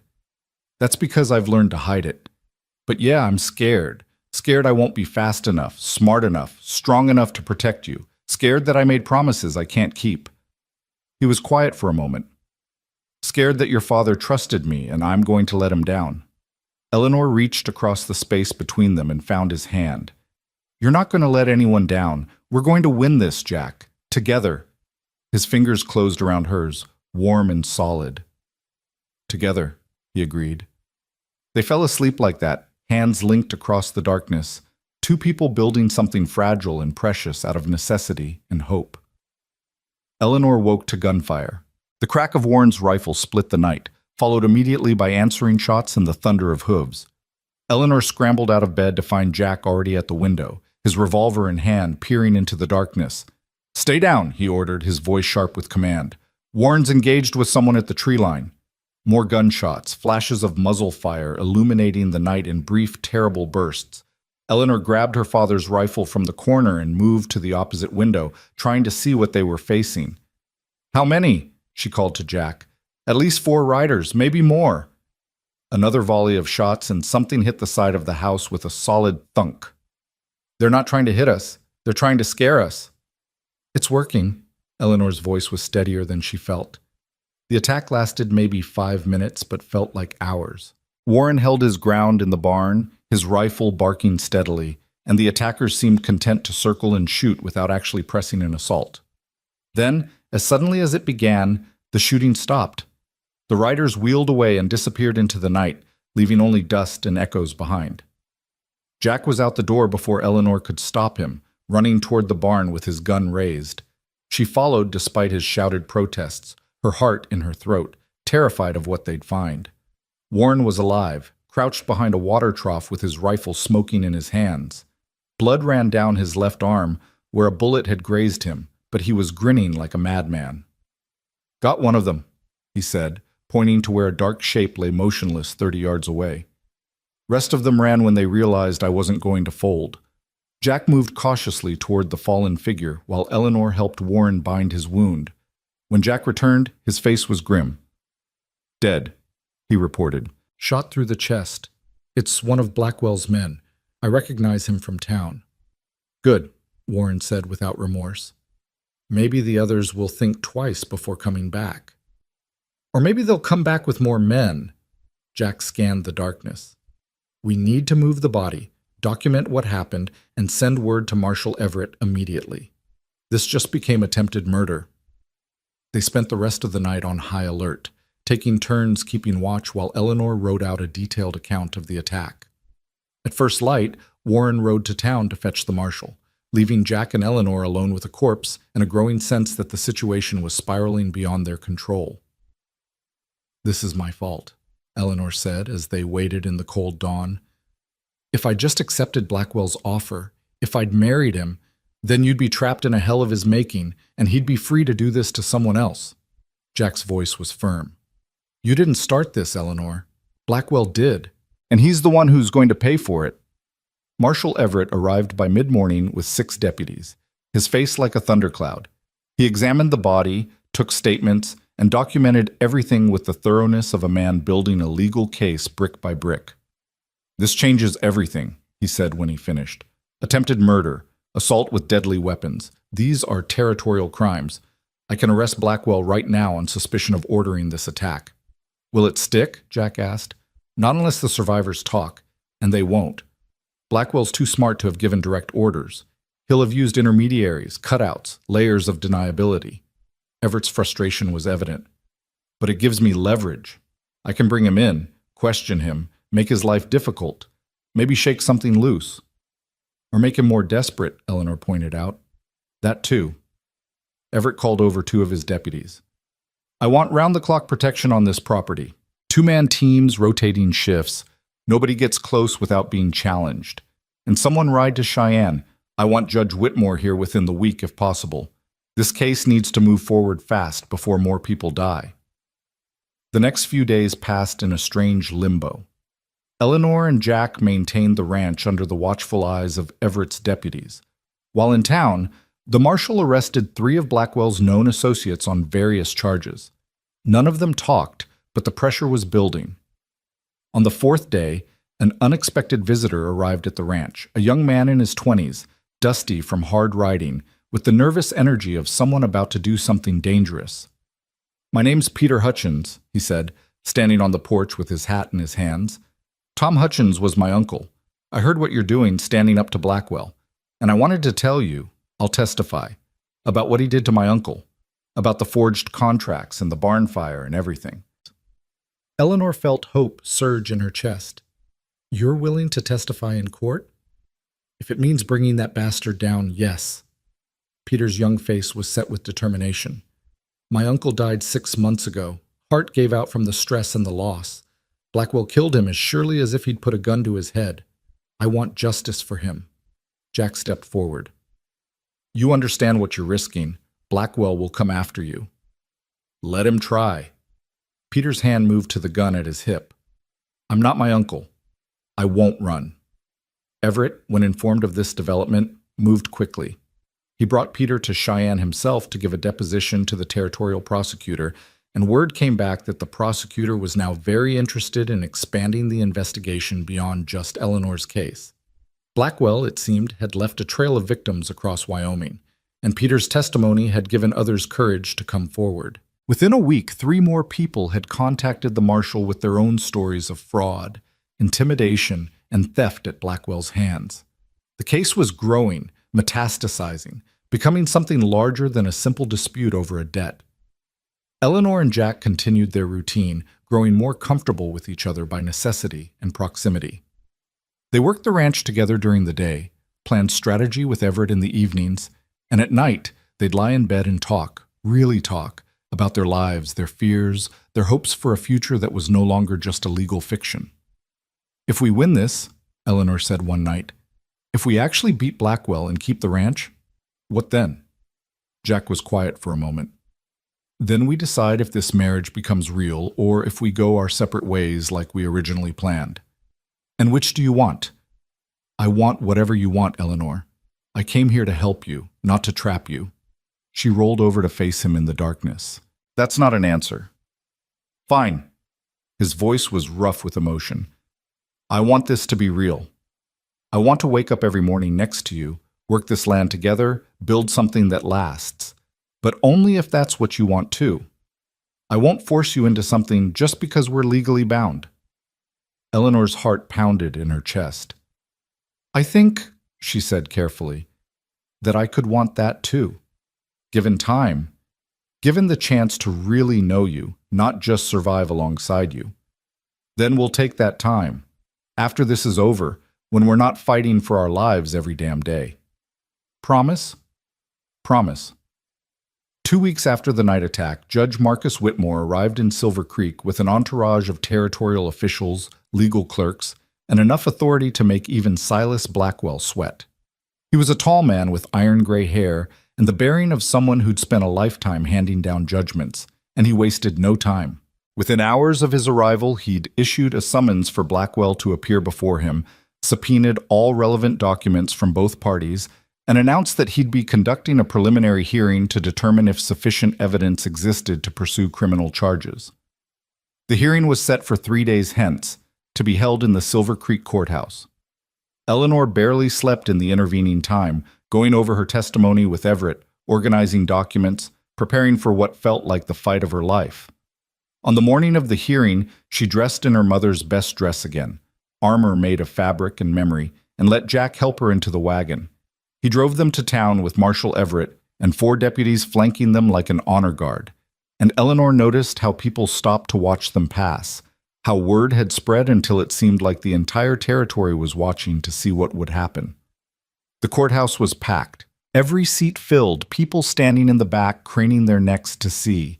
And there, on the opposite side of the aisle, sat Silas Blackwell with 3 expensive lawyers from Cheyenne, looking supremely confident despite everything.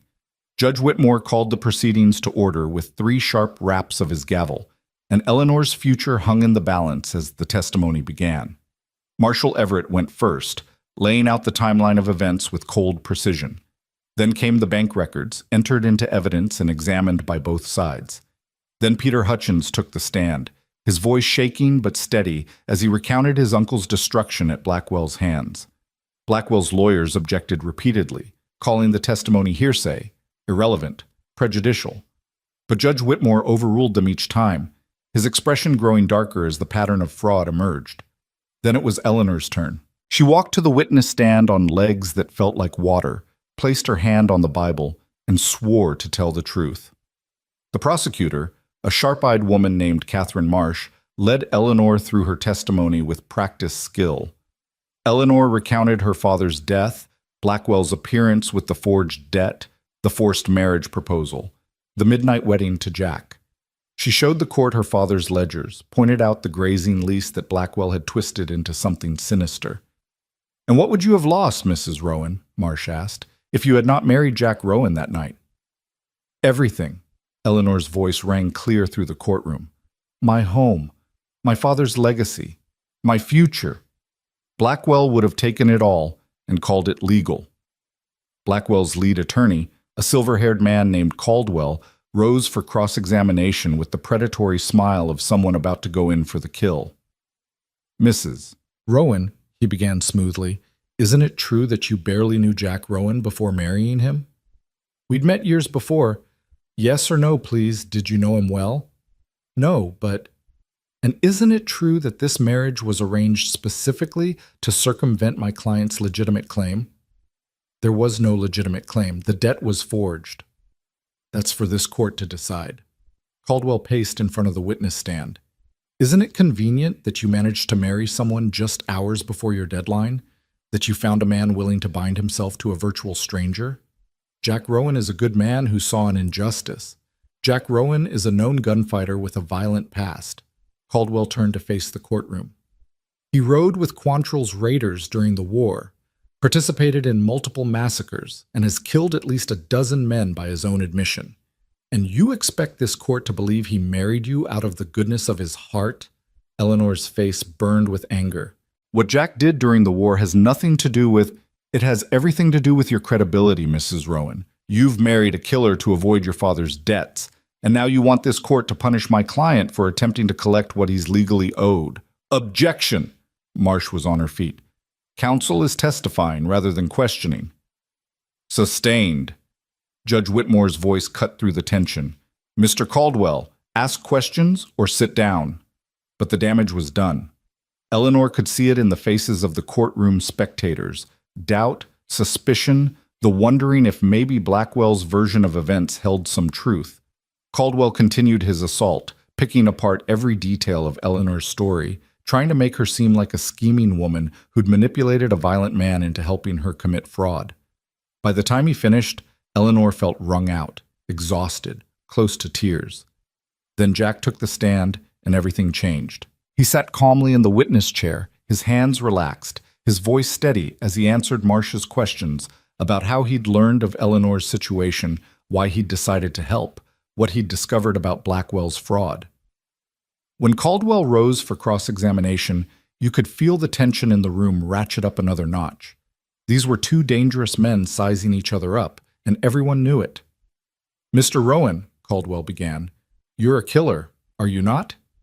"I've killed men," Jack replied evenly, "during the war, in self-defense, and to protect others. I'm not proud of it, but I won't deny it either." "And you expect this court to believe you married Mrs. Mrs. Rowan, out of altruism? That you had no ulterior motives?" "I married her to protect her from a predator." Jack's eyes locked on Blackwell across the courtroom. "From a man who uses legal documents as weapons and threatens women to get what he wants." "That's a serious accusation." "It's the truth. And if you think I'm lying, put Blackwell on the stand under oath. Let him explain where those $12,000 went if William Price actually borrowed them. Let him produce the witnesses who supposedly signed that debt agreement. Let him explain why he needs to steal land from widows when he already owns half the territory." Caldwell's smile slipped. "My client is not on trial here." "Maybe he should be." Jack leaned forward, and his voice dropped to something cold and deadly. "Because here's what I know, Mr. Caldwell. Your client sent men to kill us 12 nights ago. One of them died trying, the others ran, and Blackwell's sitting over there pretending he had nothing to do with it, hiding behind lawyers and legal technicalities while real people suffer. So yeah, I'm a killer, but at least I'm an honest one." The courtroom erupted. Judge Whitmore hammered his gavel, calling for order, while Blackwell's lawyers shouted objections and Marshal Everett stood to keep the peace. In the chaos, Eleanor caught Jack's eye across the room, and he gave her the smallest nod. He'd done what he set out to do, put Blackwell on the defensive, made it about character rather than just documents, reminded everyone watching exactly what kind of man they were dealing with. When order was finally restored, Judge Whitmore called a recess. "We'll reconvene in 1 hour," he announced. "I need time to review the evidence and consider the testimony." That hour felt like an eternity. Eleanor and Jack waited in an anteroom with Marshal Everett, none of them speaking, all of them knowing that their entire future hung on what Whitmore decided. When they were finally called back, the courtroom was silent as a tomb. Judge Whitmore looked at both parties, his expression unreadable, and began to speak. "I've reviewed the evidence presented today along with the depositions and supporting documents provided by both parties. This is a complex case involving serious allegations of fraud, forgery, and criminal intimidation." He paused, letting the weight of his words settle. "However, certain facts are undisputed. William Price maintained meticulous financial records that show no evidence of borrowing $12,000. The bank records from Cheyenne Trust and Loan support this. Mr. Blackwell's debt agreement lacks proper witnesses and contains several irregularities that raise questions about its authenticity." Eleanor's heart began to pound with hope. "Furthermore," Whitmore continued, "the testimony of Peter Hutchins and others establishes a pattern of behavior suggesting that Mr. Blackwell has, on multiple occasions, used questionable legal documents to acquire property from vulnerable individuals." Blackwell's face had gone red, his lawyers whispering urgently in his ears. "Therefore, I am ruling that there is sufficient evidence to proceed with a full criminal investigation into Mr. Silas Blackwell's business practices, specifically relating to allegations of fraud, forgery, and conspiracy. I am also issuing a temporary injunction preventing Mr. Blackwell from taking any action related to the Price, now Rowan, property until such time as the alleged debt can be properly investigated and verified." "Your Honor," Caldwell began, but Whitmore cut him off. "I'm not finished. With regards to the marriage between Eleanor Price and Jack Rowan, I find no evidence that it was entered into fraudulently. Whether it was motivated by love or legal necessity is irrelevant. The marriage is valid under territorial law, and I will not entertain arguments for annulment." Eleanor felt tears spring to her eyes. They'd won. Not the whole war, maybe, but this crucial battle. "This court is adjourned." Whitmore's gavel came down with finality. "Marshal Everett, I'm ordering you to expand your investigation, and Mr. Blackwell, He fixed the cattle baron with a steely gaze. I suggest you cooperate fully, because if even half of what I've heard today is true, you're going to be spending a long time answering for it. The courtroom erupted again, this time with cheers and applause from the spectators who'd been watching a rich man finally face consequences. Eleanor found herself pulled into Jack's arms, both of them holding on tight, while around them, justice, imperfect and incomplete, but justice nonetheless, finally began to assert itself. But victory, Eleanor learned in the days that followed, was a double-edged sword that cut both ways. Judge Whitmore's ruling had protected the ranch and validated their marriage, but it had also backed Silas Blackwell into a corner, and cornered animals were the most dangerous kind. They left the courthouse that afternoon surrounded by well-wishers and curious onlookers, people who wanted to shake Jack's hand or offer Eleanor their congratulations. Peter Hutchins caught up with them on the courthouse steps, his young face bright with vindication. "You did it," he said, gripping Eleanor's hand. "You actually stood up to him and won." "We're not done yet," Marshal Everett cautioned, appearing beside them with his ever-present vigilance. Whitmore ordered an investigation, not an arrest. Blackwell's still free, still dangerous, and now he's humiliated. That makes him unpredictable.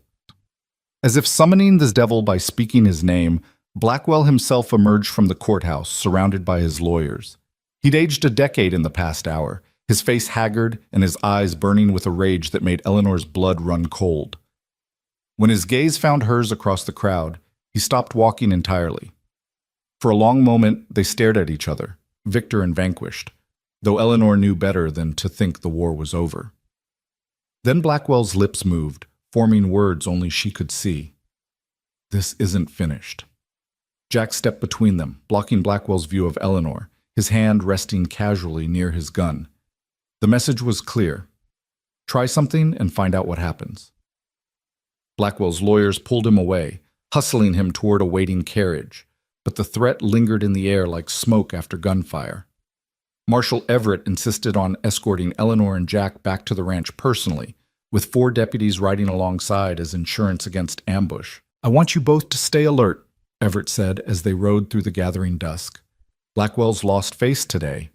Lost money, lost reputation, lost control. Men like him don't handle that well. He'll either fold completely or come at you with everything he's got." "Which do you think it'll be?" Eleanor asked, though she already knew the answer. "He's not the folding type."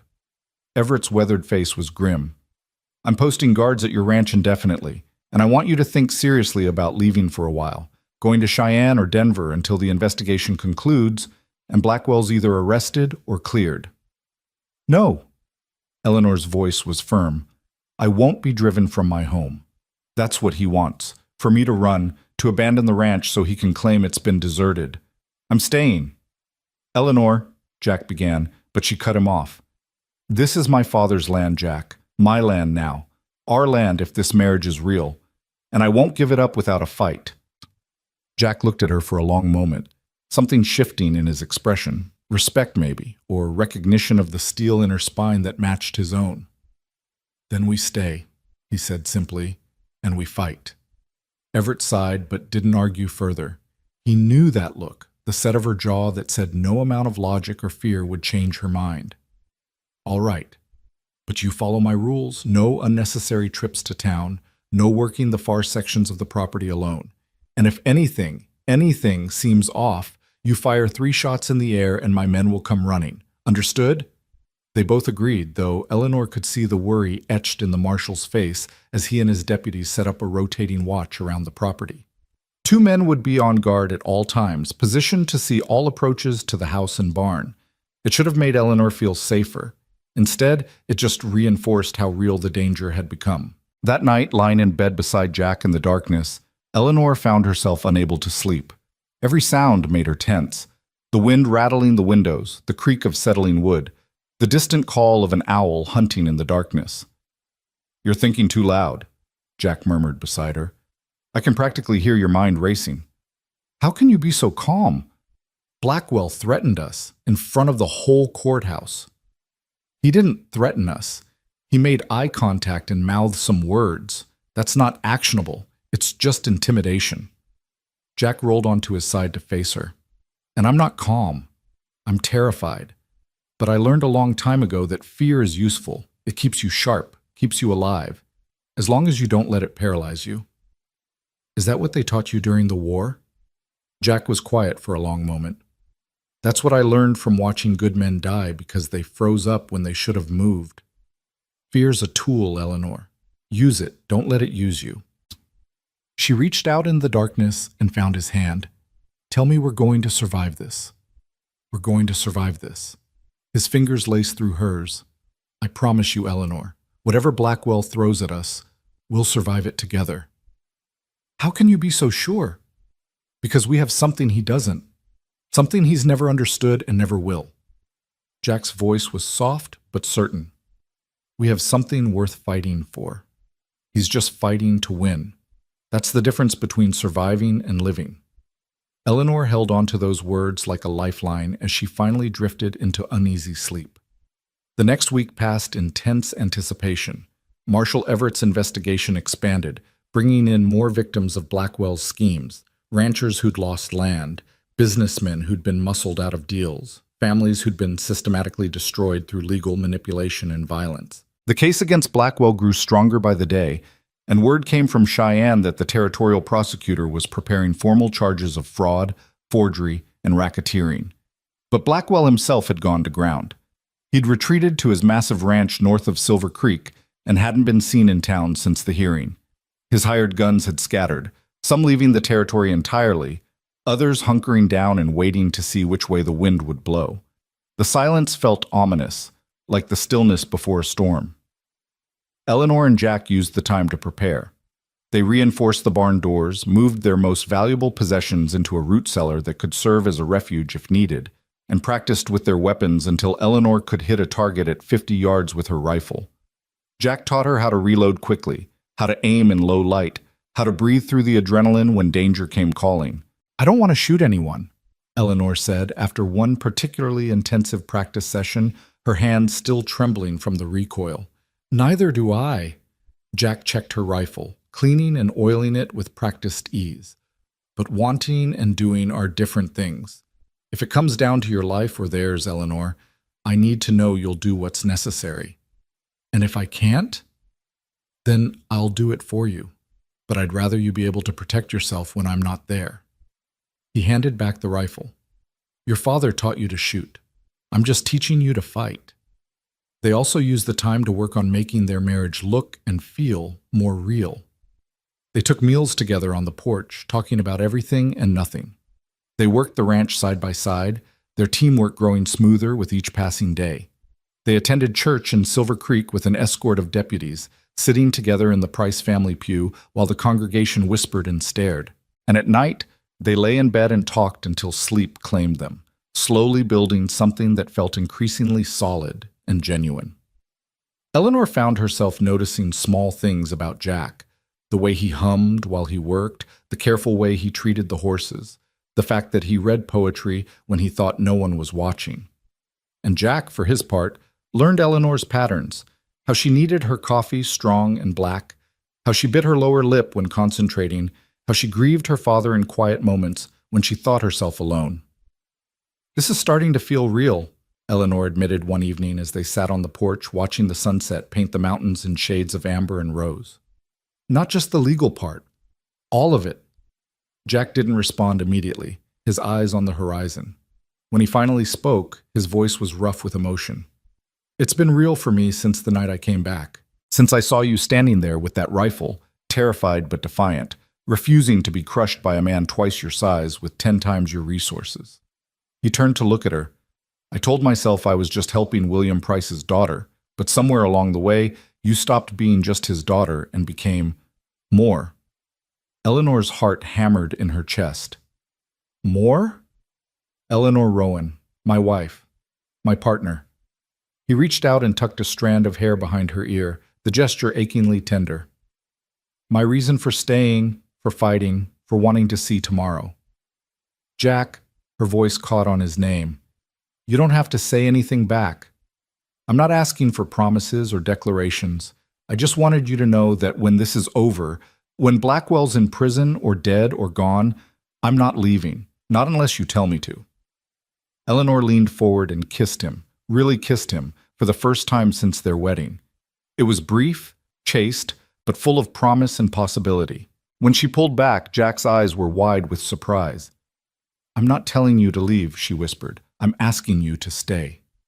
The moment stretched between them, heavy with meaning, and Eleanor wondered if this was how real marriages began, not with grand gestures and passionate declarations, but with quiet admissions and gentle touches and the slow building of something that could last. Then one of the deputies called out a warning, breaking the spell. A rider was approaching fast, pushing his horse hard up the road toward the ranch.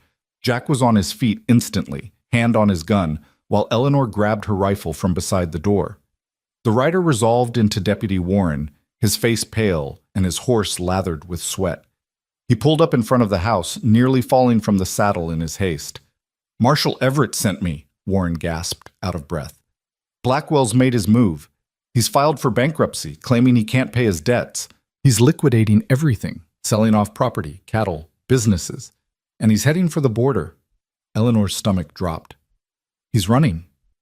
"Looks that way. The marshal's organizing a posse to bring him in before he can cross into Montana or Canada. But that's not the worst of it." Warren's young face was tight with worry. Before he left, Blackwell met with some men at a saloon in Rawlins. Hard men, gunfighters from Colorado and Utah. Word is he hired them to finish what his regular crew couldn't. "Finish what?" Jack's voice was deadly quiet. "You. Both of you. Blackwell's not planning to outrun his legal troubles. He's planning to eliminate the witnesses against him. He figures if Eleanor's dead and you're dead, the whole case falls apart." The deputies stationed around the property converged on the house, weapons drawn, scanning the darkening landscape for threats. Eleanor felt ice spreading through her veins as the reality sank in. Blackwell had moved beyond intimidation and legal maneuvering. He'd decided that murder was his only option. "How long do we have?" Jack asked, already calculating, planning. "Marshall thinks they'll come tonight or tomorrow night at the latest. Blackwell paid them half up front, the rest on completion. These aren't his usual thugs, they're professional killers. Fast, ruthless, and they won't stop until the job's done or they're dead." "How many?" "At least 6, maybe more." Jack's face had gone hard as granite. "Then we need to be ready. Warren, ride back and tell Everett we're fortifying here. We're not running, we're not hiding. Let these killers come. We'll be waiting." "Jack," Eleanor began, fear clawing at her throat, but he turned to her with eyes that burned with fierce determination. "No more running, Eleanor. No more being victims. We end this tonight, one way or another." The next few hours were a blur of frantic preparation. The deputies helped Jack board up the windows on the ground floor, leaving only narrow shooting slots. They moved ammunition and weapons inside, along with food and water in case they ended up under siege. They set up defensive positions in the barn and around the property perimeter, creating overlapping fields of fire that would make any approach costly. Eleanor worked alongside the men, loading rifles and pistols, preparing bandages and medical supplies, doing everything she could to feel useful rather than helpless. But underneath the activity, terror churned in her gut. These weren't Blackwell's incompetent hired hands. These were professional killers, men who murdered for money and would show no mercy. As full darkness fell, Jack gathered everyone in the house for final instructions. There were 8 of them total: Jack and Eleanor, Warren, and 5 other deputies. Against at least 6 professional gunfighters, the odds weren't good. "They'll come between midnight and dawn," Jack said, his voice calm despite the circumstances. "That's when we're most likely to be asleep, when visibility's worst. They'll try to surround the house, probably set fire to the barn to draw us out. Our advantage is that we know the property and they don't.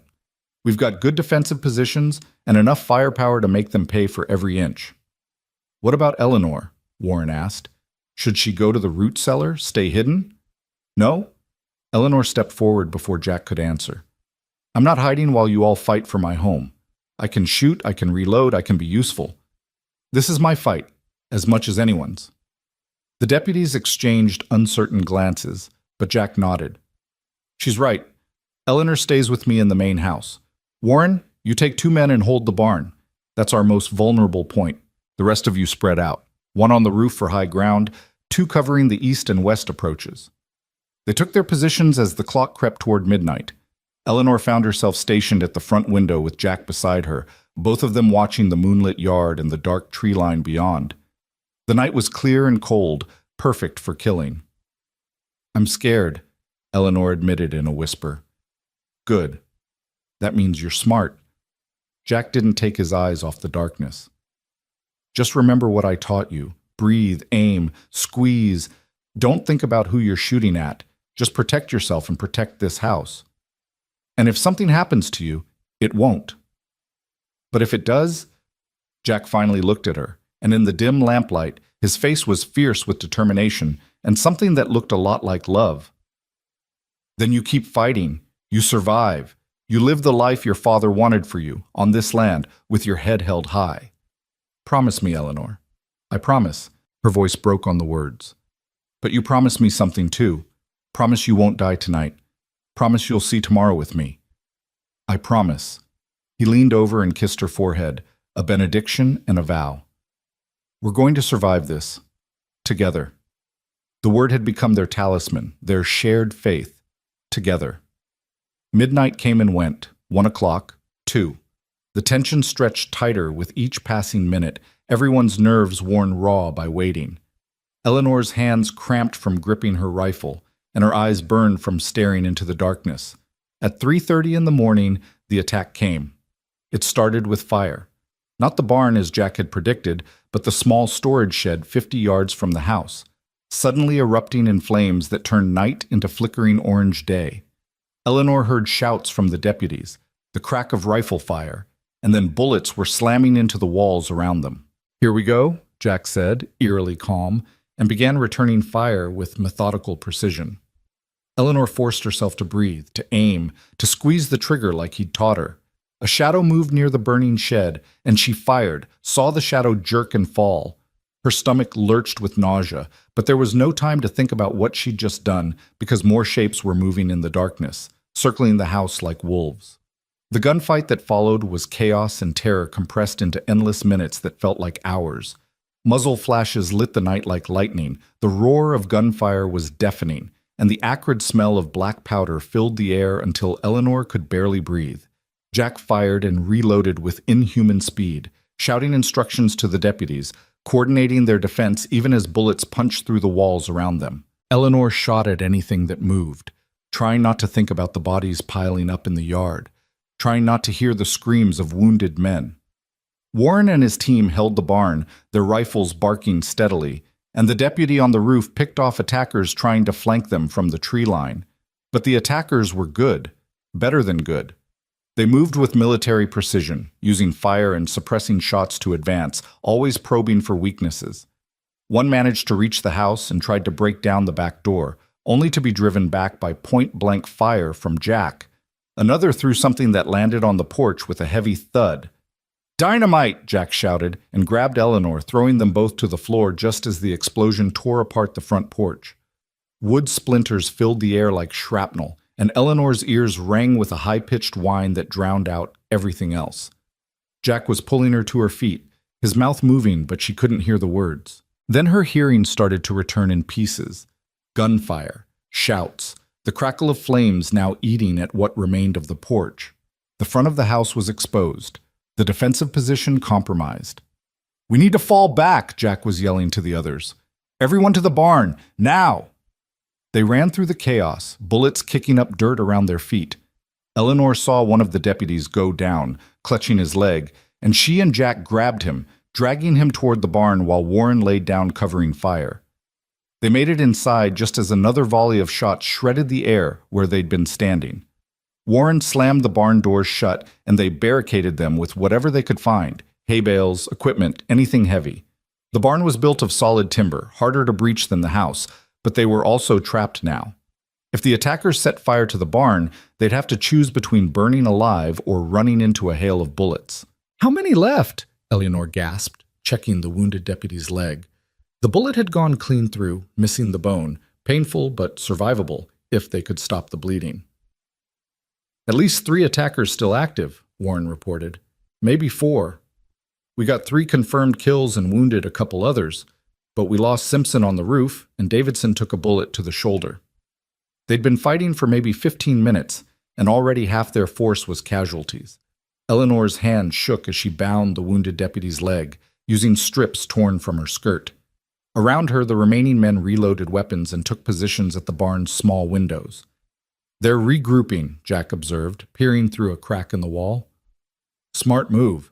They've got us pinned. They can afford to take their time now." "Or they're waiting for reinforcements," Warren suggested grimly. But no reinforcements came for the attackers. Instead, the sound of approaching horses echoed through the dawn, lots of horses, coming fast. Eleanor's heart leaped with hope that turned to terror as she realized it could be more of Blackwell's men. Then a familiar voice boomed across the yard. "This is Marshal Boone Everett. Drop your weapons and surrender. You're surrounded." The marshal had come with what looked like half the able-bodied men in Silver Creek, townspeople who'd armed themselves and ridden out to help, probably alerted by the gunfire echoing across the valley. Eleanor saw Peter Hutchins among them, and old Judge Potter despite his age, and a dozen others who'd decided that enough was enough. The remaining attackers tried to run, but there was nowhere to go. Hemmed in on all sides, they threw down their weapons and raised their hands. Within minutes, it was over. The killers were captured, the wounded were being tended to, and Marshal Everett was striding through the carnage with his face like thunder. "Is everyone all right?" he called out as Jack opened the barn doors. "2 wounded, 1 dead," Jack reported. "Eleanor and I are fine." Everett's eyes swept over Eleanor, taking in her torn and bloodied dress, her soot-stained face, the rifle still clutched in her hands. "Mrs. Rowan, you look like you've been through hell." "We all have." Eleanor's voice sounded strange to her own ears, distant and hollow. The adrenaline was draining away, leaving her shaky and nauseous. "But we're alive." "Thanks to your husband." Everett clapped Jack on the shoulder. "Word in town is you orchestrated this defense like a general. Saved a lot of lives tonight." "We saved each other," Jack corrected, pulling Eleanor close. "That's what partners do." As dawn broke fully over the mountains, painting the sky in shades of pink and gold that seemed obscenely beautiful after the night's violence, Eleanor surveyed the damage to her home. The house was riddled with bullet holes, the front porch was gone, the storage shed was a smoking ruin. 3 men lay dead in her yard, professional killers who'd come to murder her and had paid the ultimate price. She should have felt victorious, should have felt relieved. Instead, she felt numb, empty, wrung out like a dish rag. Marshal Everett approached with a grim expression. "We caught one of the attackers alive and coherent enough to talk. He confirmed everything. Blackwell hired them to kill you both, paid half up front. The man signed a full confession in exchange for leniency. That's more than enough to charge Blackwell with conspiracy to commit murder." "Where is he?" Jack asked. "Blackwell." "That's the interesting part. When my men went to arrest him at his ranch, he was already dead. Shot himself in his study sometime last night." Everett pulled out a folded piece of paper. "Left a note.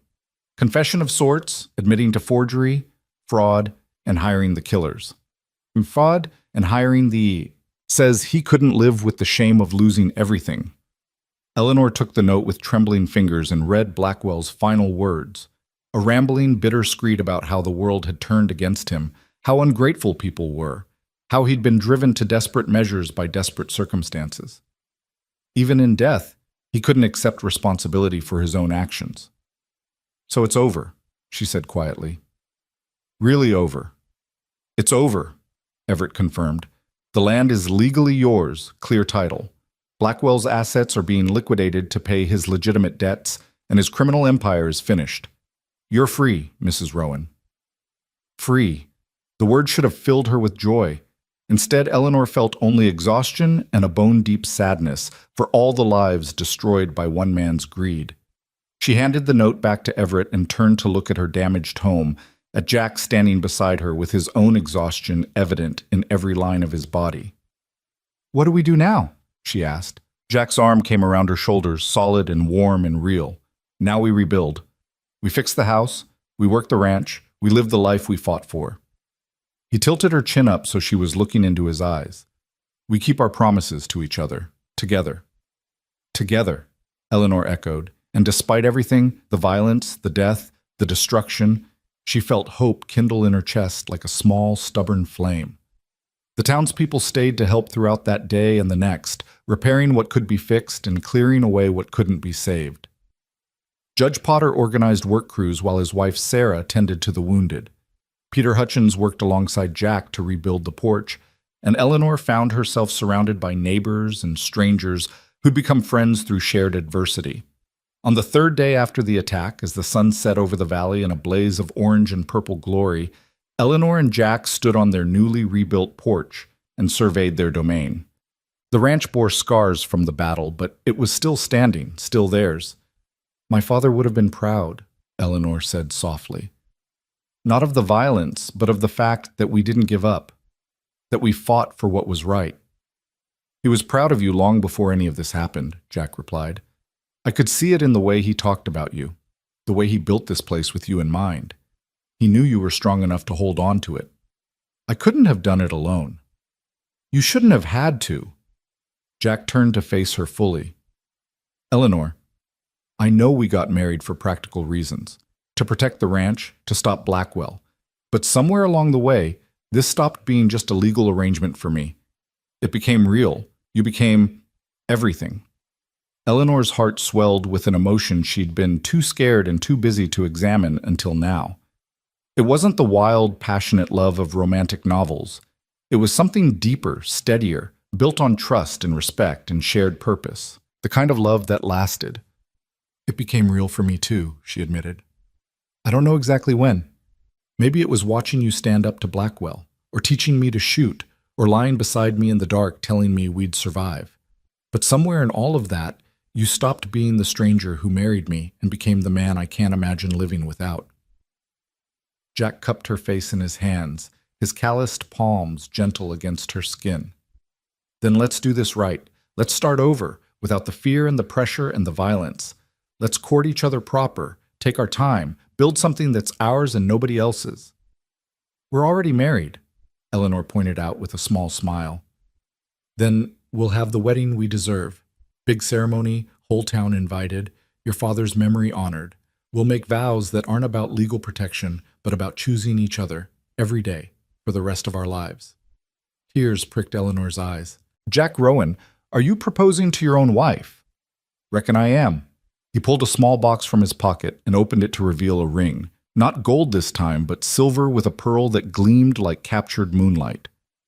"This was my mother's. Only thing I have left from before the war. I've been carrying it with me for 3 years, waiting until I became someone worthy of giving it to the right woman." He took Eleanor's hand. "You're that woman, Eleanor. Not because you needed saving, but because you're strong enough to stand on your own and still choose to stand with me. Will you marry me? Again? For real this time?" Eleanor's answer came not in words, but in a kiss, deep and real, and full of promise. When they finally broke apart, both breathless and smiling, she whispered, "Yes, 1,000 times yes." Jack slipped the ring onto her finger beside the simple gold band from their midnight wedding, and Eleanor marveled at how perfect it looked, past and present united, loss and love intertwined. That night, they made love for the first time, not out of obligation or legal necessity, but because they wanted to, because they chose each other freely and completely. It was tender and awkward and perfect, and afterward, lying tangled together in the darkness, Eleanor finally felt whole. "Tell me what you're thinking," Jack murmured, his fingers tracing lazy patterns on her bare shoulder. "I'm thinking that my father would have liked you, really liked you, not just as a ranch hand, but as a man, as his son-in-law." Eleanor smiled in the darkness. "I'm thinking that we built something real out of something desperate, and that's its own kind of miracle. I'm thinking," Jack said, his voice rough with emotion, "that I spent 3 years trying to become worthy of you, and it turns out you were worth fighting for all along. I'm thinking I'm the luckiest man alive." They fell asleep like that, wrapped in each other's arms, and for the first time since her father's death, Eleanor's dreams were peaceful, full of golden wheat fields and laughing children, and a future that stretched out before them bright with possibility. The weeks that followed were a whirlwind of rebuilding and replanning. With Blackwell's death, several of his fraudulent land claims were overturned, and families who'd been driven off their properties began returning. Peter Hutchins reclaimed his uncle's ranch, and together he and Jack talked about forming a cattlemen's association. Neighbors working together instead of competing strengthened numbers against future would-be tyrants. Marshall Everett closed his investigation, his final report documenting Blackwell's crimes in excruciating detail and ensuring that the dead man's legacy would be one of shame rather than power. Judge Whitmore returned to Cheyenne, but sent word that if Eleanor and Jack ever needed legal assistance, they had a friend in high places. And through it all, Eleanor and Jack continued learning each other. His preference for strong coffee at dawn, her habit of humming while she worked, the way they moved together like two parts of a well-oiled machine. They were building a marriage the way they'd rebuilt the ranch. One board, one nail, one day at a time. 6 weeks after the night attack, on a crisp December morning with snow dusting the mountains, they held their second wedding, this time in the Silver Creek Church, with Judge Potter officiating and half the territory in attendance. Eleanor wore her mother's wedding dress, carefully preserved and let out slightly to fit, and Jack wore a new suit that made him look like a gentleman instead of a gunfighter. When Potter asked if anyone objected to the union, the church was silent except for a baby's coo and the creak of old wood settling.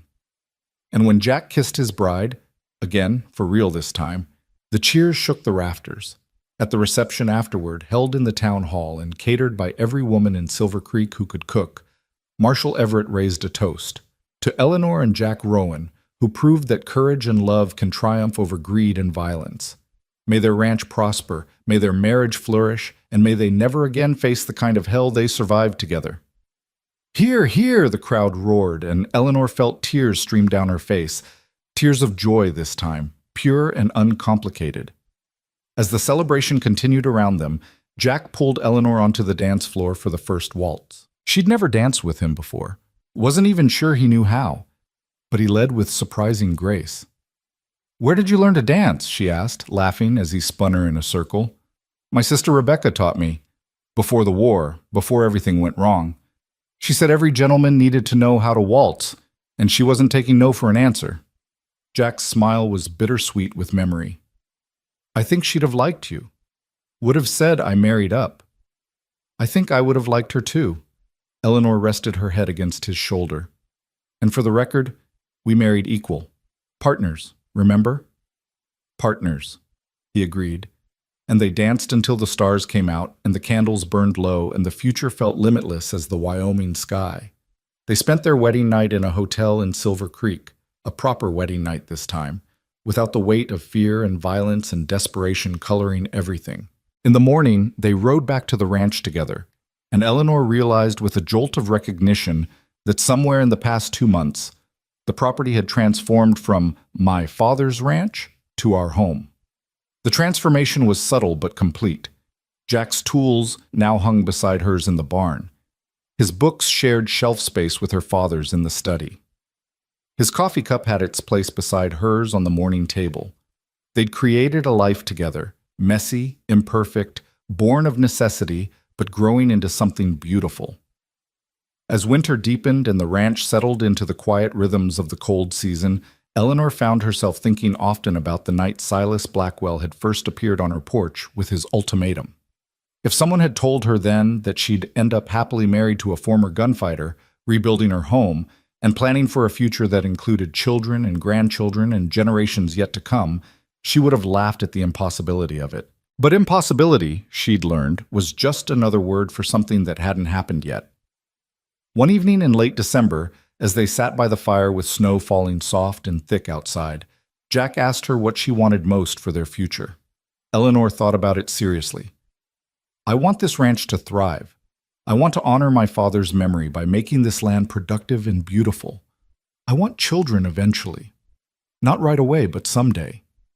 Kids who'll run through these fields like I did, who'll learn to work hard and stand up for what's right." She paused.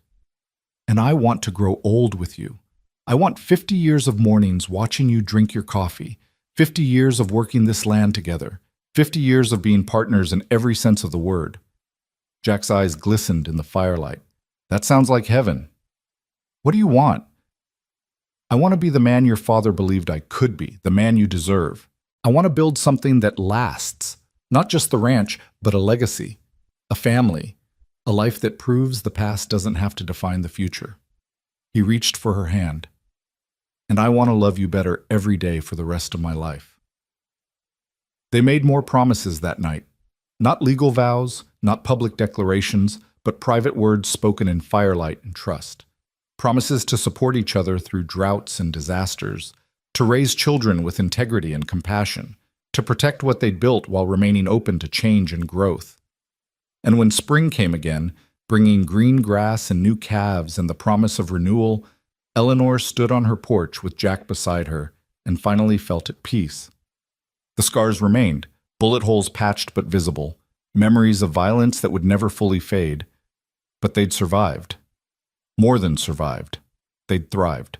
The ranch that Silas Blackwell had tried to steal now belonged completely to Eleanor and Jack Rowan, paid for not in money, but in blood and courage, and the kind of love that was forged in fire and tempered by adversity. And as Eleanor watched Jack work with the new foal in the corral, his patience and gentleness a far cry from the dangerous gunfighter who'd first appeared in her life, she silently thanked her father for building something worth fighting for, and thanked whatever force had brought Jack Rowan back into her life exactly when she needed him most. They'd been pushed to the altar by desperation and violence, two strangers bound by legal necessity. But they'd chosen to stay there, chosen each other, chosen love, chosen a future built on partnership and mutual respect. And that choice, Eleanor knew, made all the difference. The choice to stay, Eleanor would learn over the years that followed, was not a single decision made once and forgotten, but rather a commitment renewed daily in 1,000 small acts of faith and perseverance. Spring melted into summer, and with it came the hard work of rebuilding not just structures but lives. The ranch demanded everything they had. Fences needed mending after the winter freeze, cattle required branding and veterinary care, fields needed plowing and planting. Jack threw himself into the work with the same intensity he'd once brought to survival, and Eleanor matched him hour for hour, sunup to sundown, until they'd collapse into bed too exhausted for anything but sleep. But in those quiet moments before unconsciousness claimed them, they'd talk about the day's challenges, about plans for tomorrow, about dreams that were slowly transforming from impossible fantasies into achievable goals. Jack wanted to expand their herd, breed better stock. Eleanor wanted to restore her mother's garden, plant roses and lilacs that would bloom every spring as a living memorial. Together they sketched out a future that honored the past while reaching toward something new. By June, the physical scars on the property had mostly healed. The rebuilt porch was actually sturdier than the original. The patched bullet holes in the siding were barely visible, and new grass had grown over the churned earth where men had died fighting over land and greed. But the emotional scars took longer to fade. Eleanor still woke sometimes in the middle of the night, heart pounding, convinced she heard footsteps on the porch or saw shadows moving in the moonlight. Jack would hold her through these episodes, his steady presence anchoring her until the panic subsided and reality reasserted itself. They were safe. Blackwell was dead. The danger had passed. "It gets easier," Jack told her one night after a particularly bad nightmare had left her shaking and tearful. "The memories don't disappear, but they lose their power over you. You learn to carry them without letting them carry you." "How long did it take you?" Eleanor asked, thinking of the war he rarely spoke about, the violence he'd witnessed and participated in before he was old enough to understand its true cost. "Years. Maybe I'm still learning." He stroked her hair gently. "But having you here, having something good to focus on, that helps more than anything else ever did. Turns out the best way to heal from the past is to build a future worth living." They were building that future together, brick by metaphorical brick. In July, Peter Hutchins rode over with a proposal. Several of the neighboring ranchers wanted to form a cooperative, pooling resources for expensive equipment and combining their cattle drives to Denver to negotiate better prices.